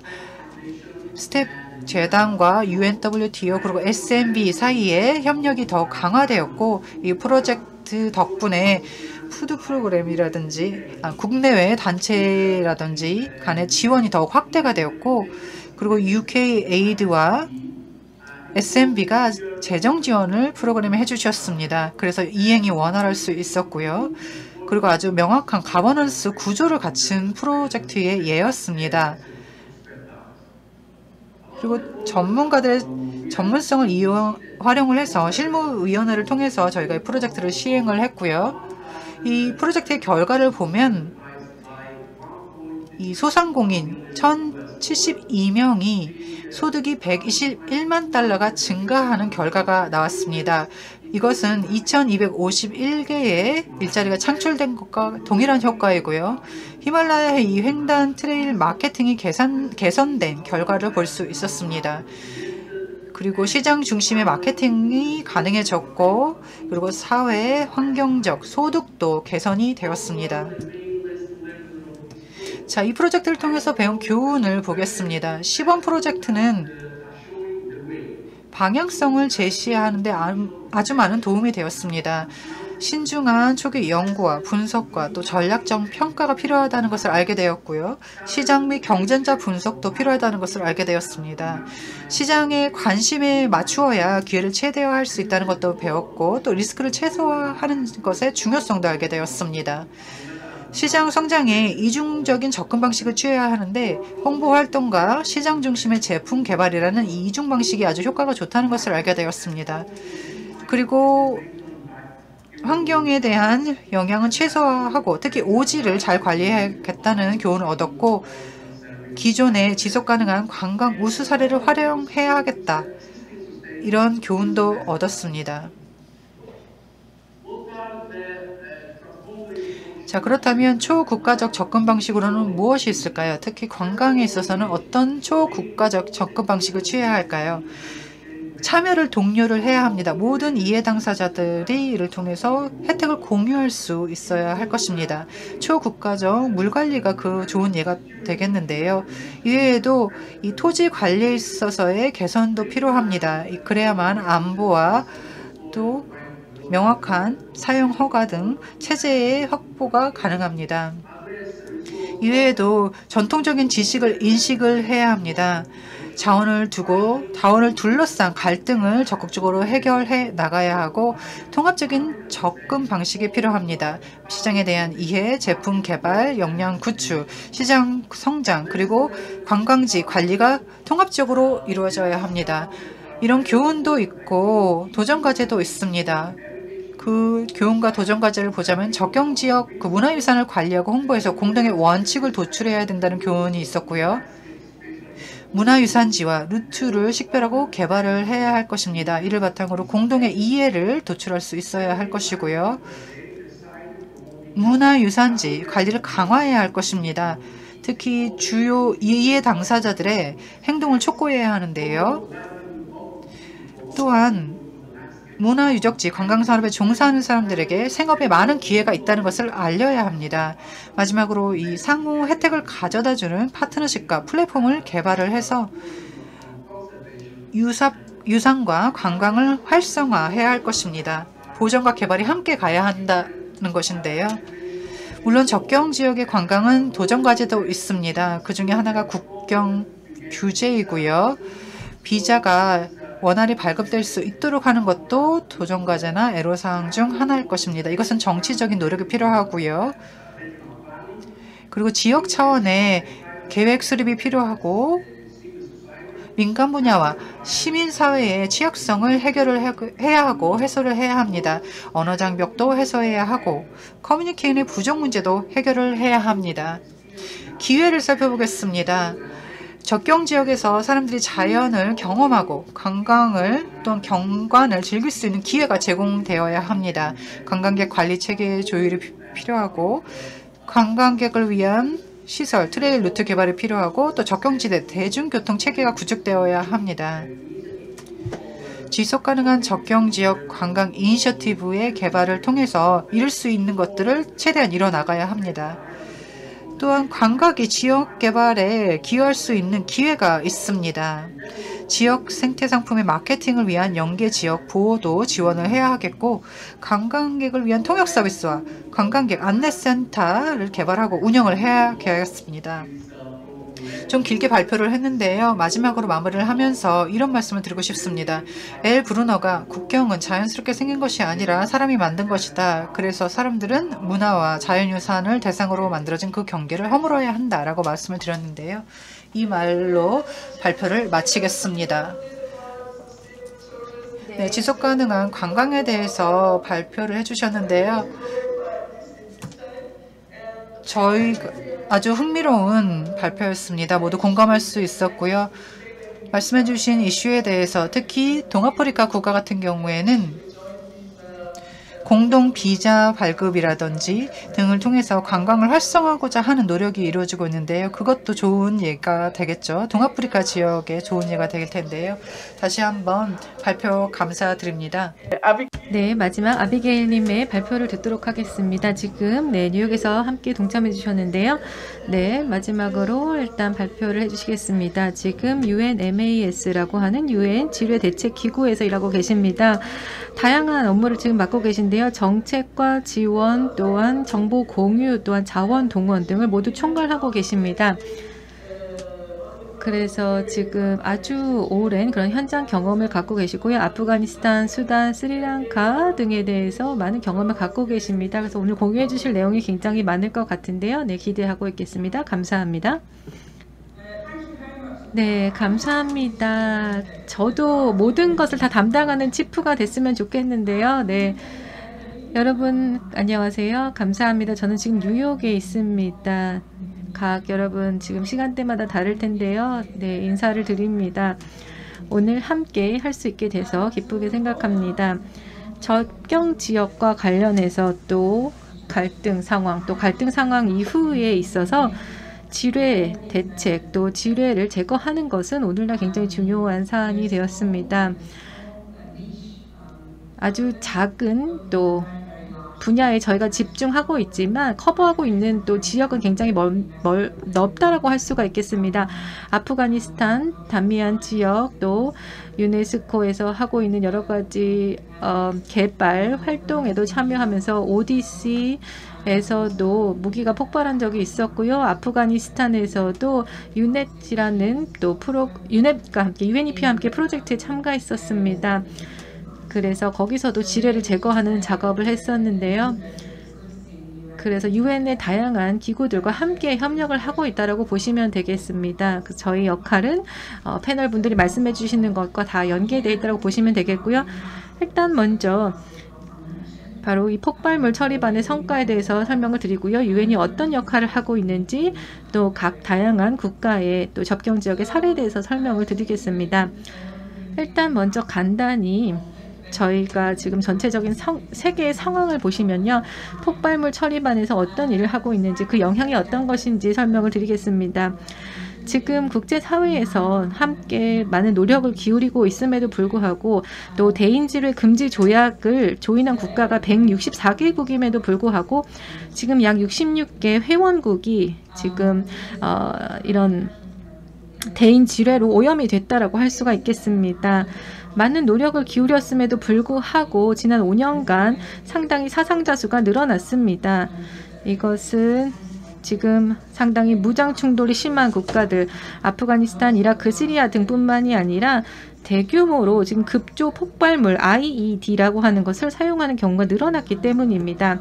특히 아프가니스탄 같은 경우에는요.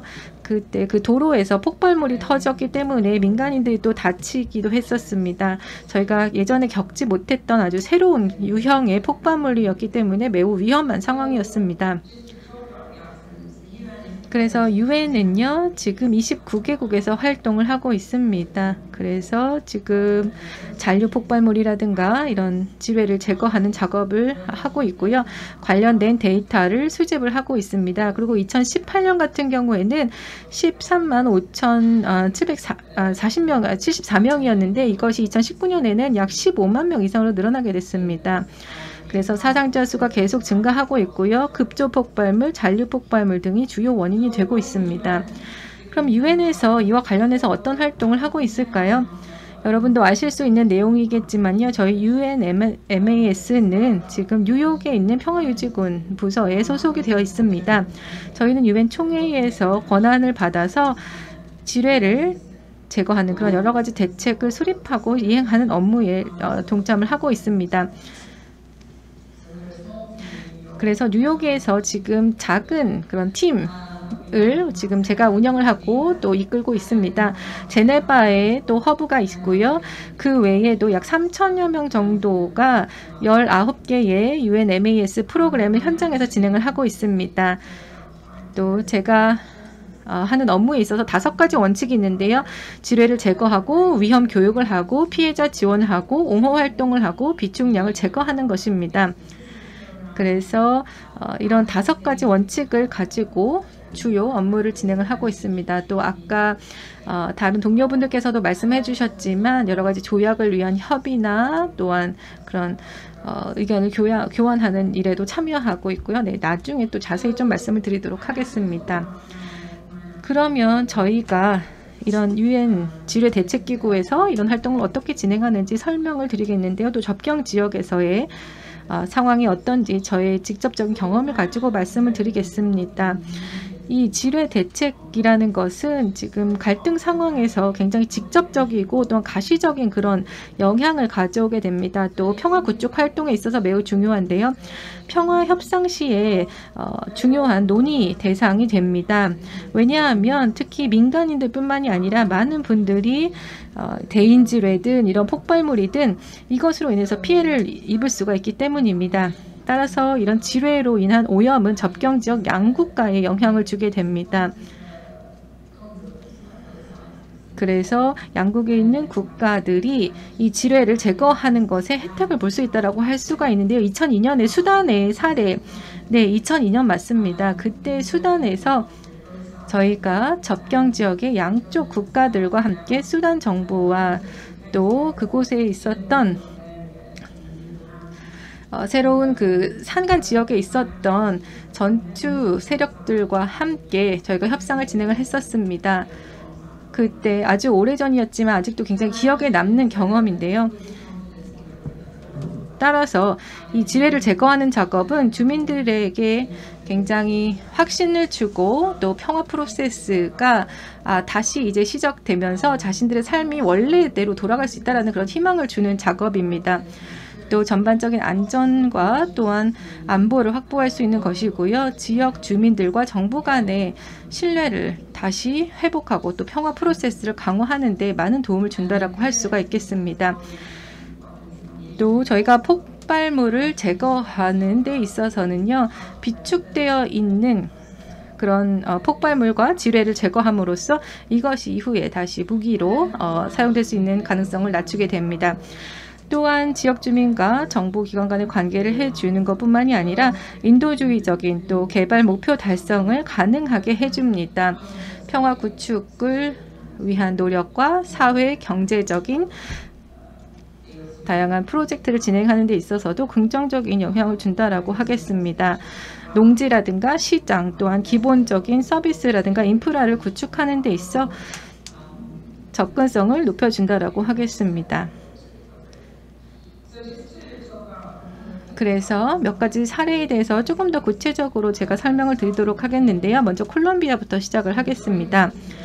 콜롬비아에서 저희가 평화 협상을 진행하면서 그때 지뢰 제거 작업이 2016년에 해당 정부와 또한 콜롬비아 무장혁명군 간에 합의가 이루어졌습니다.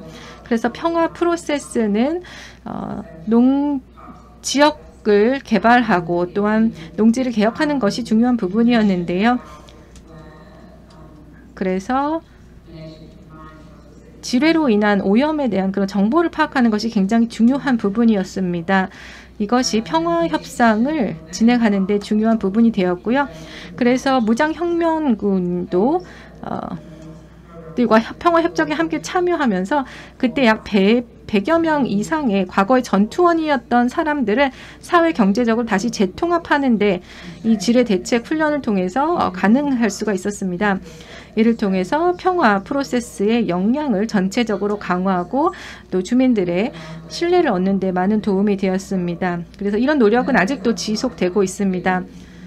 그리고 그 다음 사례인데요. 유럽에서도 많이 알고 계실 텐데요. 키프로스입니다. 키프로스에서는 다시 이런 그리스와 터키, 키프로스 지도자 간의 이런 대화를 다시 재시도하는 데 도움이 됐습니다. 당시가 2015년이었는데요. 그 당시에 추가 이런 통과소 개통을 통해서 국경 간의 가족 방문이라든가 아니면 완충지대에서의 교역이 가능해지게 되는 그런 계기가 되었습니다. 여러 친구들과 또한 가족들이 함께 만나고 또한 좀 더 경제 활동이 바로 이 접경 지역에서 더 활발해지는 계기가 되었습니다. 키프로스 같은 경우에는 저희가 기술적인 지원도 했습니다. 그래서 평화 프로세스와 또한 실종자들을 찾는 작업이라든가 이런 부분을 관련해서도 기술적인 자문을 통해서 지역사회 간의 화해가 이루어질 수 있도록 했습니다.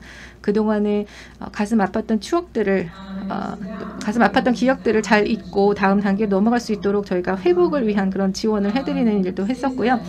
그 다음은 수단입니다. 수단에서는요. 2018년에 지뢰 제거가 완료됐습니다. 2006년에 평화협약이 체결되기까지 수단 동부주에서는 계속해서 갈등이 지속되었습니다. 물론 지금 계속해서 이런 평화가 유지되고 있냐에 대해서는 사람들의 논란이 있을 수가 있겠습니다만 지뢰 제거를 위한 여러 가지 노력들이 많이 이루어지면서 대화가 시작됐고요. 또한 다양한 부족들 간에 좀 더 협력이 진행되고 또한 경제 회복이 일어나기 시작했습니다. 그래서 나미비아에서 시장이 다시 재개되고요. 그래서 지역 사회에서 경제 활동이 시작되는 그런 계기가 됐습니다. 수단 정부도 바로 이런 지뢰 대책 기구의 도움을 인정을 했고요. 그리고 저희가 이런 것을 통해서 이뤄낸 성과를 더 확대하고자 하는 그런 의지를 가지고 있습니다. 그래서 이런 경험을 통해서 이 수단의 남쪽으로 지금 현재 이런 무장 충돌이 계속 진행되고 있는 이 지역까지도 이런 성과를 계속 확대하고 싶다라는 의견을 보내왔습니다. 마지막 슬라이드인데요. 그 다음 내용은 아세안 지역에서의 사례입니다. 캄보디아는 태국과 그 국경을 공유하고 있는데요. 약 740km 정도입니다. 여기에서 지뢰로 인해서 약 6만 4천 명 이상의 캄보디아 사람들이 사망했습니다.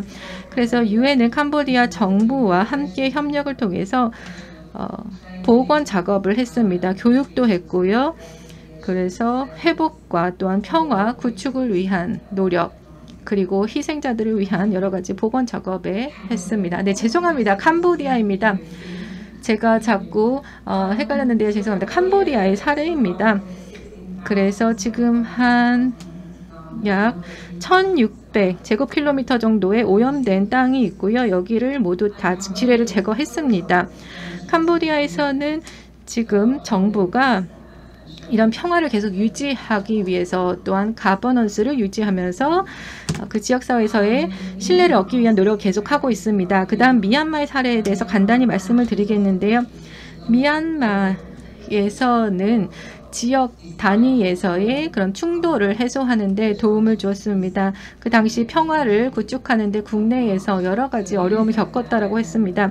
그래서 유니세프에서 이 프로그램을 주도했었는데요. 저희가 지원을 했었습니다. 지뢰 대책 기구에서 지뢰를 제거하기 위한 노력들에 지원을 했고요. 다양한 정부 기관들과 그리고 군대와 또한 NGO들이 함께 참여했습니다. 그래서 여기서 제가 말씀드리고 싶은 것은 제가 스리랑카에서 수단과 아프가니스탄에서의 경험을 보면요. 아주 흥미로웠던 점이 이 군대가 함께 참여를 해서 이 작업을 했다는 겁니다. 보통은 저희가 평화를 구축하는 데 있어서 공통점을 찾으려고 하는 것입니다. 민간인과 군인들 간에 그 주체들 간의 공통점을 찾는 것이 굉장히 중요했고 또 긍정적인 그런 평화 구축 프로세스에 영향을 주었다라고 생각합니다. 네, 그래서 유엔 지뢰 대책기구로 다시 돌아가면요, 이 미얀마에서도 굉장히 성공을 거두었고요. 이런 민간인들을 보호하고 또한 평화를 유지하는 데 있어서 특히 어린아이들의 그런 교육에 있어서도 많은 도움을 주었다라고 할 수가 있습니다. 네, 그래서 결론으로 말씀을 드리면요, 저희가 평화 유지에 있어서 특히 접경 지역에 있어서는 지뢰 대책기구가 중요한 역할을 하고 있다라고 보고요. 또 저희 사무총장님도 말씀하셨지만 안토니오 테레스께서 말씀 주셨던 것처럼 평화라는 것은 우리가 계속 노력을 기울이지 않으면 완성될 수 없다라는 것입니다. 네, 경청해 주셔서 감사합니다. 네, 아비게일님 감사합니다. 그리고 이런 특별한 발표를 위해서 또 일찍 일어나서 발표를 해주셔서 감사합니다. 아주 다들 흥미로운 발표를 많이 해주셔서요. 감사하고요. 저도 많은 공감이 됐습니다. 또 구체적인 사례를 함께 말씀을 해주셔서 그것도 많이 도움이 됐습니다. 구체적인 프로젝트들, 이니셔티브들 그리고 이런 것들을 해서 말씀을 해주시니까 저희가 이해하는데도 더 도움이 됐던 것 같습니다. 이미 벌써 질문들이 올라오고 있는데요. 지금 Q&A 그 란에서 보시면 되겠습니다. 그러면 먼저 몇 가지 질문부터 시작을 하겠는데요. 지금 25분이 남았습니다. 그러면 이제는 4개의 질문이 있습니다. 이걸 가지고 Q&A를 진행을 하고요. 예전에 저희가 받았던 또 질문들도 있습니다. 그리고 여러분들에게 직접 질문을 원하시는 질문에 답변해 주시면 되겠습니다. 그럼 일단 첫 번째 질문입니다. 첫 번째 질문은 유네스코와 또 UN, WTO 사이에 연관성이 있는 것 같은데 이 두 기관 간의 기구 간의 공동의 프로젝트가 또한 파트너십을 중심으로 한 프로그램이 있을까요? 접경 지역을 중심으로 한 그런 공동의 프로그램이 있을까요? 라는 질문이 들어왔고요. 두 번째 질문은 유넵의 실리아에게 질문이 들어왔습니다. of interagency 또 기구 간의 UN 기구 간의 공동의 파트너십과 협력 관계에 대해서 질문을 주셨고요. 개발과 평화와 또한 환경 사이에 특히 아시아 지역을 중심으로 한 그런 공동의 개발 노력을 질문해 주셨습니다. 기구 간의 파트너십에 관한 질문을 주셨습니다. 이외에도 한국의 참석자분이 질문을 주셨는데요. 아주 흥미로운 발표 덕분에 이런 질문을 주셨는데요. 지속가능한 개발과 관련된 지속가능한 발전과 관련된 질문을 주셨습니다. 특히 뭐 평화 기념비가 있는 유적지라든지 아니면 이런 특정 지역에 관한 개발 가능성을 질문을 주셨는데요. 또한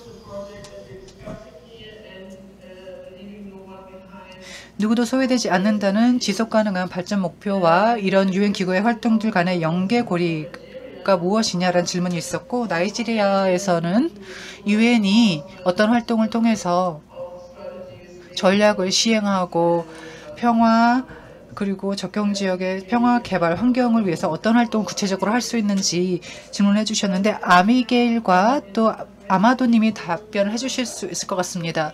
자, 그렇다면 똑같은 순서대로 답변을 들어볼까요? 발제와 같은 순서로 답변을 들어보겠습니다. 크리스토퍼 탱그리님의 답변을 들어보겠습니다. 저에게 직접적으로 질문이 온 것 같은데요. 제가 관찰한 바에 따르면 이 점을 꼭 강조하고 싶습니다. 접경지대가 UN 기구의 측면에서 좀 더 잘 관리가 되려면 우리의 활동이 좀 더 가시적으로 확대되어야 한다고 생각합니다. 처음에는 작게 시작할 수도 있겠고요. 처음에는 본부를 중심으로, 지역을 중심으로 이루어지게 되는데 실제 현장으로 좀 더 많은 활동이 이루어져야 한다고 생각합니다. 그래서 UN 기구 간의 공동 접근 방식이 필요하고요. 또 데이터도 많이 필요합니다. 오늘 동료들이 이미 말씀해 주셨는데요. 데이터를 한 자리에 취합을 해야 되겠습니다. 접경 지역에 관련해서 이런 데이터가 부족합니다. 그래서 오늘과 같은 컨퍼런스가 많은 도움이 될 텐데요. 지자체 그리고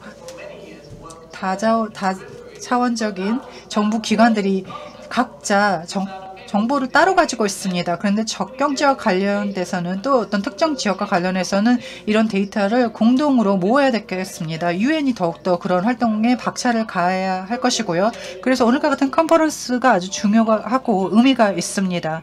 단순히 유엔이 어느 지역에 진출을 했다 해서 그치는 것이 아니라 관련 자료를 한 자리에 모아야 되겠고 또 누구도 소외되지 않게 한다라는 것은 아주 중요한 의미를 갖습니다.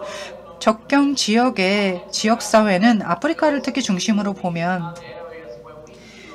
이들 지역이 큰 리스크를 안고 있다는 것을 알 수 있습니다. 즉 가장 많은 사람들이 이곳에서 소외될 위기에 처해 있는데요. 하지만 아직까지 경제적 잠재력을 다 활용하지 못한 것 또한 이 아프리카의 접경 지역입니다.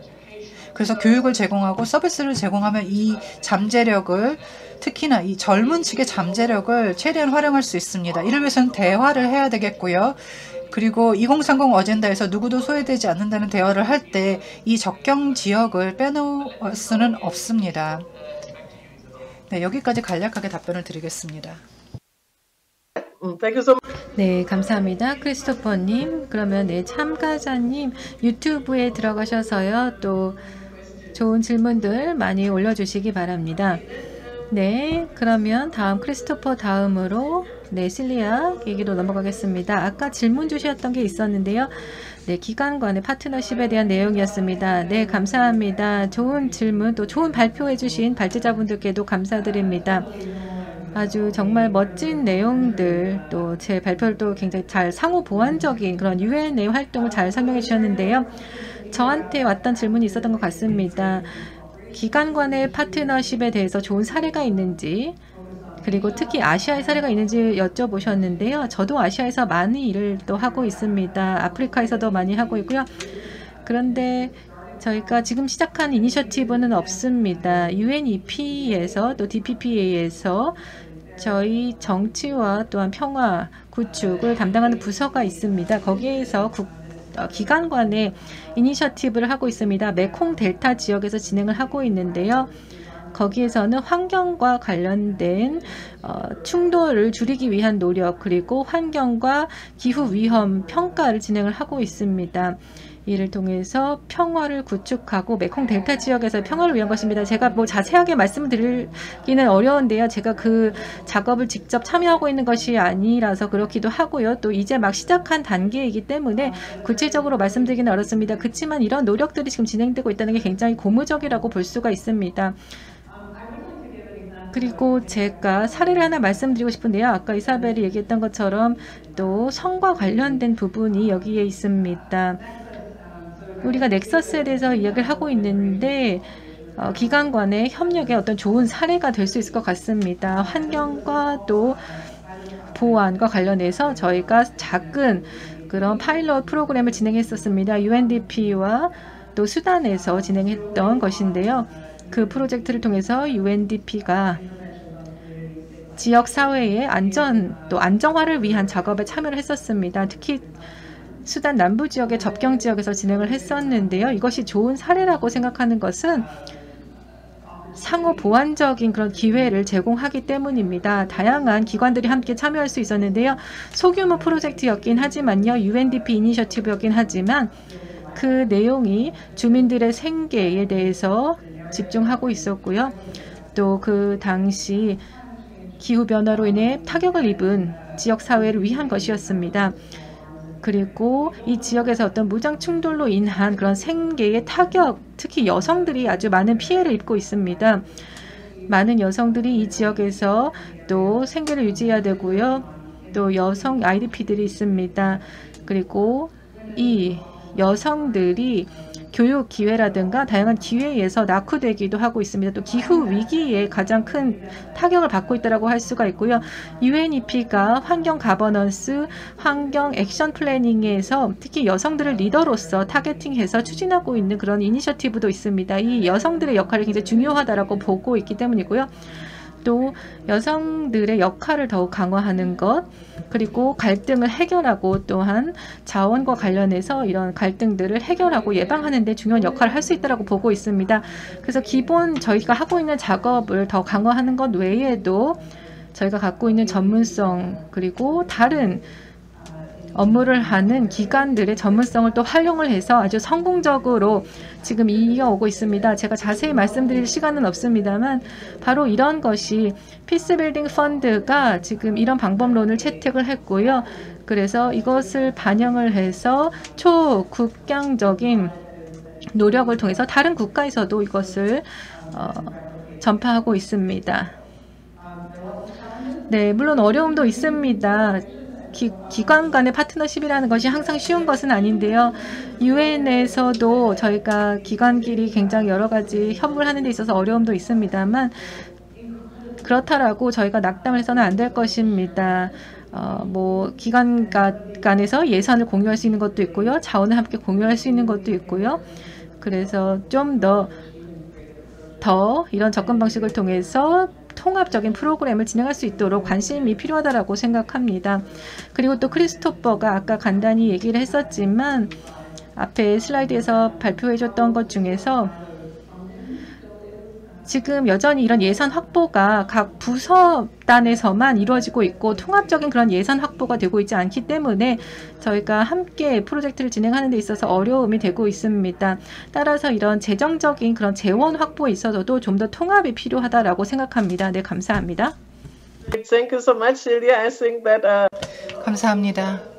아주 많은 어려움과 기회를 한 번에 말씀해 주셨는데요. 이렇게 국경 지역 간의 이슈를 우리 모두 공감하고 있고 UNDP와 다양한 국제기구들이 국가를 중심으로 한 의무를 또 명시해 놓고 있죠. 예를 들어서 어떤 국가 간의 이 의무라고 하더라도 어떤 중대한 위기나 리스크 같은 경우를 많이 직면하고 있는 것 같습니다. 다음으로 가오리와 마셸로님께서 답변을 해주시겠습니다. 구체적인 협업의 사례를 들어주셔도 좋겠고요. UNWTO와 유네스코 간의 협업이 어떻게 이루어지고 있는지 문화유적지 활동에 대해서 구체적인 활동을 들어주셔도 좋을 것 같습니다. 네, 질문해 주셔서 감사합니다. 물론 지금 유네스코와 UNWTO 사이에 구체적인 협업이 이루어지고 있습니다. 제가 관광에 특히 중점을 두고 있지는 개인적으로 그렇지는 않지만 제 담당은 아니지만 제 동료들이 관광을 다루고 있습니다. 유네스코와 UNWTO는 실크로드에 있어서 같이 협업을 하고 있습니다. 세계문화유적지는 문화지이자 그리고 또 관광지이기도 하죠. 그렇기 때문에 관광지로서도 아주 각광을 받고 있습니다.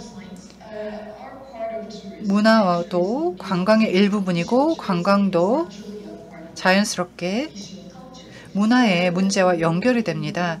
그래서 저희 두 기관은 긴밀하게 협업하고 있고 좀 더 구체적인 협업에 대해서 마셀로님께서 또 답변해 주실 것 같습니다. 네, 감사합니다. 가오리님 답변 감사드리고 저도 말씀을 드리자면 실크로드 프로그램을 앞서도 말씀을 드렸는데요. 유네스코와 UNWTO 사이의 좋은 사례입니다. 협업 사례입니다. 유네스코와 UNWTO가 여러 협업을 해왔는데요. 제가 최근에 이란 프로젝트에 참여를 했습니다. 코로나19 발생 전이었는데요. 바로 정부의 역량 강화 프로젝트였습니다. 유네스코 문화유적지 관리를 개선하기 위한 프로젝트였는데요. 제가 발표에서도 말씀을 드렸던 것처럼 관리 모델이 필요합니다. 문화유적지뿐만 아니라 천연 자원지에 대한 관리가 필요한데요. 이 모든 것이 크리스토퍼 님이 앞서 말씀드린 것과 연결이 됩니다. 좀 더 신뢰할 수 있는 안정적인 데이터가 필요하고 저희 활동을 이를 바탕으로 강화해야 하는데요. 문화유적지뿐만 아니라 지역사회에 줄 수 있는 기회를 생각해야 합니다. 제 동료가 이런 말을 했습니다. 관광을 하나의 툴로 사용을 해서 경제적 기회를 접경지역, 지역사회에 제공해야 한다고 말씀을 하셨는데요. 그 과정에서 보존의 가치를 강조할 수 있고 문화유산에 대한 보존을 강조하고 단순히 이 관광 문화뿐만 아니라 관광 유적지뿐만 아니라 문화적 유적지의 가치를 강조해야 한다고 말씀을 하셨고 저도 공감을 했습니다. 따라서 평화와 관련된 옵션을 강화하기 위해서라도 이런 관리를 좀 더 늘려나가야 하겠는데요.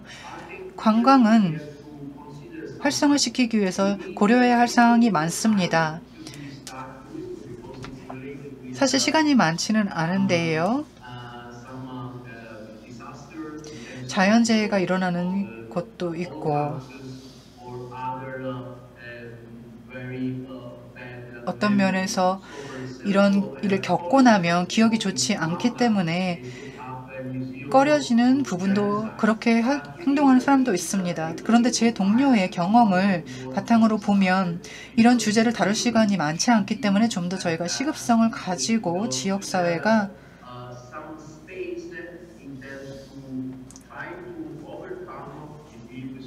이런 문제를 또 갈등을 먼저 극복하고자 노력하는 모습을 보여주었으면 좋겠습니다.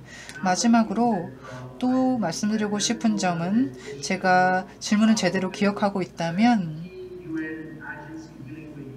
UN 기구가 주요 기구들이 접경 지역에서 어떤 활동을 하느냐 질문이 있었던 것 같은데요. 솔직히 말씀드리면 제 경험을 바탕으로 말씀을 드리면 UN 기구들이 혼자 활동하는 것이 아니라 IUCN도 함께 동참하도록 적극 독려를 해야겠습니다. UN 기구는 아니지만 IUCN은 어떤 지역을, 접경 지역을 특히 보호하고자 할 때 중요한 역할을 할 수 있기 때문입니다. 감사합니다. And thank you. 네, 감사합니다. 또 두 분이 아주 구체적인 또 질문에 대해서 답변을 잘 해주셨는데요. 그러면 이제 아마도님과 에비게일님께 또 답변 기회를 드리겠는데요. 어떤 기관 간의 협력을 각각 담당 분야에서 보셨는지, 그리고 또한 단속과 관련해서도 여쭙고 싶습니다. 법 집행과 또한 보안, 안보 관련된 분위기이기 때문에 이런 협력을 강화할 기회가 많으셨을 것 같은데요. 네, 감사합니다. 일단 우수 사례, 또 기관 간의 파트너십에 있어서는 두 가지 말씀을 드리고 싶습니다. 일단 첫 번째는 사라 이남의 아프리카에서 저희가 EU의 지원을 받아서 관리 프로젝트를 진행한 것이 있었습니다. 그 당시 불법 이민을 방지하는 것뿐만이 아니라 일반적인 이민에 대해서도 관리 프로그램을 저희가 유지했던 적이 있었습니다. 7개 이상의 다양한 기구가 함께 참여했습니다. UN 쪽에서는 UNODC와 IOM이 함께 참여했습니다. 이런 협력 덕분에 저희가 정말 상당한 그런 자원을 지난 3년 동안 동아프리카에서 확보할 수가 있었습니다. UN의 지역 사무소 단위에서 저희가 여러 가지 연합을 가지고 있습니다. 그래서 일단 이 연합 중에서 6번째가 평화, 안보, 또한 인권에 대한 것입니다. UNODC는 UNDP와 함께 또 인권 보호를 위한 고등 사무관 분들과 함께 이 17개의 다양한 기구를 함께 참여시켜서 갭을 파악을 하고요. UN의 개입이 필요한 부분을 아프리카의 중앙부, 서부 또한 동부 지역에서 이 협력 프로젝트를 통해서 파악을 하고 있습니다. 또한 법 집행과 관련해서는요, 제가 아까 여러 가지 협약에 대해서 말씀을 드렸습니다. 이 협약에는 평가 메커니즘이 있습니다. 예를 들면 UN 초국가적 범죄 방지에 대한 협약을 보시면요, 저희 사무국이 또 있습니다만 2개의 회원국이 각각 다른 업무 영역을 리뷰하게 됩니다. 그래서 이것을 어떻게 협약을 이행하고 있는지를 리뷰하게 되는데요. 그래서 플로우 차트를 가지고요, 거기서 갭 분석을 하게 됩니다. 그러면 회원국에서는 기본적으로 저희가 하는 업무에 대해서 어떤 갭이 있는지, 먼저 어떤 갭을 해결해야 되는지를 확인합니다. 그래서 지역적인 협력이 있는 경우에 그것이 너무 부족하다라고 하면 이것을 3년 동안 주력 분야로 삼아야 됩니다. 그리고 우리가 테러와 또한 조직 범죄를 대응하는 것이 가장 중요하다라고 하면 UNODC를 포함해서 UN 기관에서 어떻게 회원 국가가 이런 갭을 채울 수 있도록 도움인지를 결정하게 됩니다. 네, 감사합니다. 그러면 이제 아비게일에게 마이크를 넘기겠습니다. 네, 감사합니다. 저는 두 가지 서로 관련된 또 그리고 기관 간의 파트너십에 대해서 말씀을 드리겠는데요. 저희 UN MS에서도 의장 역할을 했었습니다. 아까 발표에서 간단히 말씀드렸는데 유니세프와 UNDP가 이끄는 프로젝트에 대해서 말씀을 드렸습니다. 유니세프와 UNDP 또 UNMS가 함께하는 프로젝트들이 여러 가지가 있습니다. 그리고 여기에 12개의 UN 기구가 함께 참여합니다. 인권과 관련된 부분도 있고요. 또 지뢰 행동도 있고요. 그와 관련해서 또 사람들이 안전하게 여행할 수 있도록 하는 부분, 또 국제 조약, 또 협약에 대해서 제가 나중에 또 말씀을 드리겠지만 그것을 제대로 이행하고 있는지를 확인하는 작업도 있습니다. 그래서 조율이 굉장히 잘 이루어지고 있습니다. 하나의 목소리를 통해서 저희가 유엔의 활동을 잘 지원을 하고 또 어떤 무기라든가 예멘에서도요, 이런 폭발물이라든가 무기를 금지하는 협약을 저희가 이행을 했었습니다. 그리고 지금 같은 경우에도 저희가 다양한 기관관의 평가를 위한 회의를 참석하고 있고 네고르카르바에서 또 회의가 있었습니다. 회원 국가들이 어떻게 참여하고 있는지를 평가를 하게 되고요. 또 다른 메커니즘이라고 한다면 저희 TF가 있습니다. 네, 그래서 이 TF 같은 경우에는요, 되게 흥미로운 부분이 있는데요. 사무총장님께서 발표하셨던 것과 마찬가지로 이런 태스크포스가 함께 통합적으로 하는 것입니다. 대테러 하는 부분, 또 ODC 하는 부분, 또 유니세프도 참여하고요. 거의 모든 기구들이 함께 참여해서 이 ID라는 그런 위협에 대응할 수 있도록 하고 있습니다. 바로 급조 폭발물로 인한 위험인데요. 그래서 특히 최근에 예멘에서도 큰 문제가 있었습니다. 그래서 다양한 관리 툴을 또 개발하기도 했었습니다. 이것이 또 기관 간의 파트너십을 보여주는 좋은 사례고요. 지역 단위에서도 인권 보호를 위한 노력이 있습니다. 많은 UN 기관들이 참여하고 있고요. 또 UN 지뢰 대책 기구도 그 일환으로 참여하고 있습니다. 그래서 통합 프로그래밍이 여기에서 굉장히 많이 도움이 되고 있고 또 발표하신 많은 분들이 아마 거기에 또 참여하고 계신 걸로 알고 있습니다. 이런 것이 기관 간의 파트너십의 좋은 사례라고 하겠고요. 법 집행과 관련해서는요. 저희가 그 협약을 잘 지키는지 또 CCWC 협약 또 그 외에도 다양한 협약들을 가지고 프레임워크를 만들어서 이것을 따라서 회원 국가들이 폭발물로 인한 사고를 줄이고 그 위험을 줄일 수 있도록 하고 있습니다. 그 외에도 저희 UNMAS에서는 국제적인 그런 지뢰 방지를 위한 지뢰로 인한 여러 가지 사고를 줄이기 위해서 다양한 프로젝트를 이행하고 있습니다. 그래서 교육도 하고 있고요. 저희가 하고 있는 다양한 활동들에 대해서 홍보하고 모든 국가들이 공유할 수 있도록 하는 활동들도 벌이고 있습니다. 네. 이렇게 함으로써 좀 더 체계적으로 또 다양한 활동들이 조율될 수 있도록 하고 있습니다. 답변이 되셨길 바랍니다. 네, 감사합니다. 4분 정도 남았는데요. 네, 굉장히 패널분들께서 좋은 말씀을 많이 주셔서 또 동료분들께서 많은 도움을 주셔서 이렇게 한 번에 다 얼굴을 뵈니까 너무 반갑습니다. 마지막 질문에 답변을 드리겠는데요. 혹시 접경 지역을 담당하는 기관 중에서 여기에 참여하지 않는 기관이 있는지, 그리고 일단 첫 번째 질문에 대해서 말씀을 드리면요. 제 경험을 통해서 말씀드리면 지역과 관련해서 권한을 갖고 있는 기구들이 있는데요. 저희 사무총장님께서 담당하고 있는 것이 프로젝트가 있습니다. 그래서 다양한 국경 간의 노력을 기울이고 있고 또 사헬 지역, 아프리카 지역, 또 국경 간의 이주라든가 평화라든가 안보, 또한 조직 범죄, 환경 문제를 다루고 있는 그 사무총장님 산하의 기구가 있습니다. 그리고 UN 난민을 위한 저희 담당하는 부서들이 있고요. 또 전쟁이라든가 또 국경을 건너서 나오는 난민 문제를 담당하고 있고요. 또 국경에서 발생하는 문제들 어떻게 해결할지를 담당하는 여러 기구들도 있습니다. 그래서 이런 기관들이 함께 중요한 권한을 가지고도 기여할 수 있다고 봅니다. 한국과 관련한 또 질문이 있었습니다.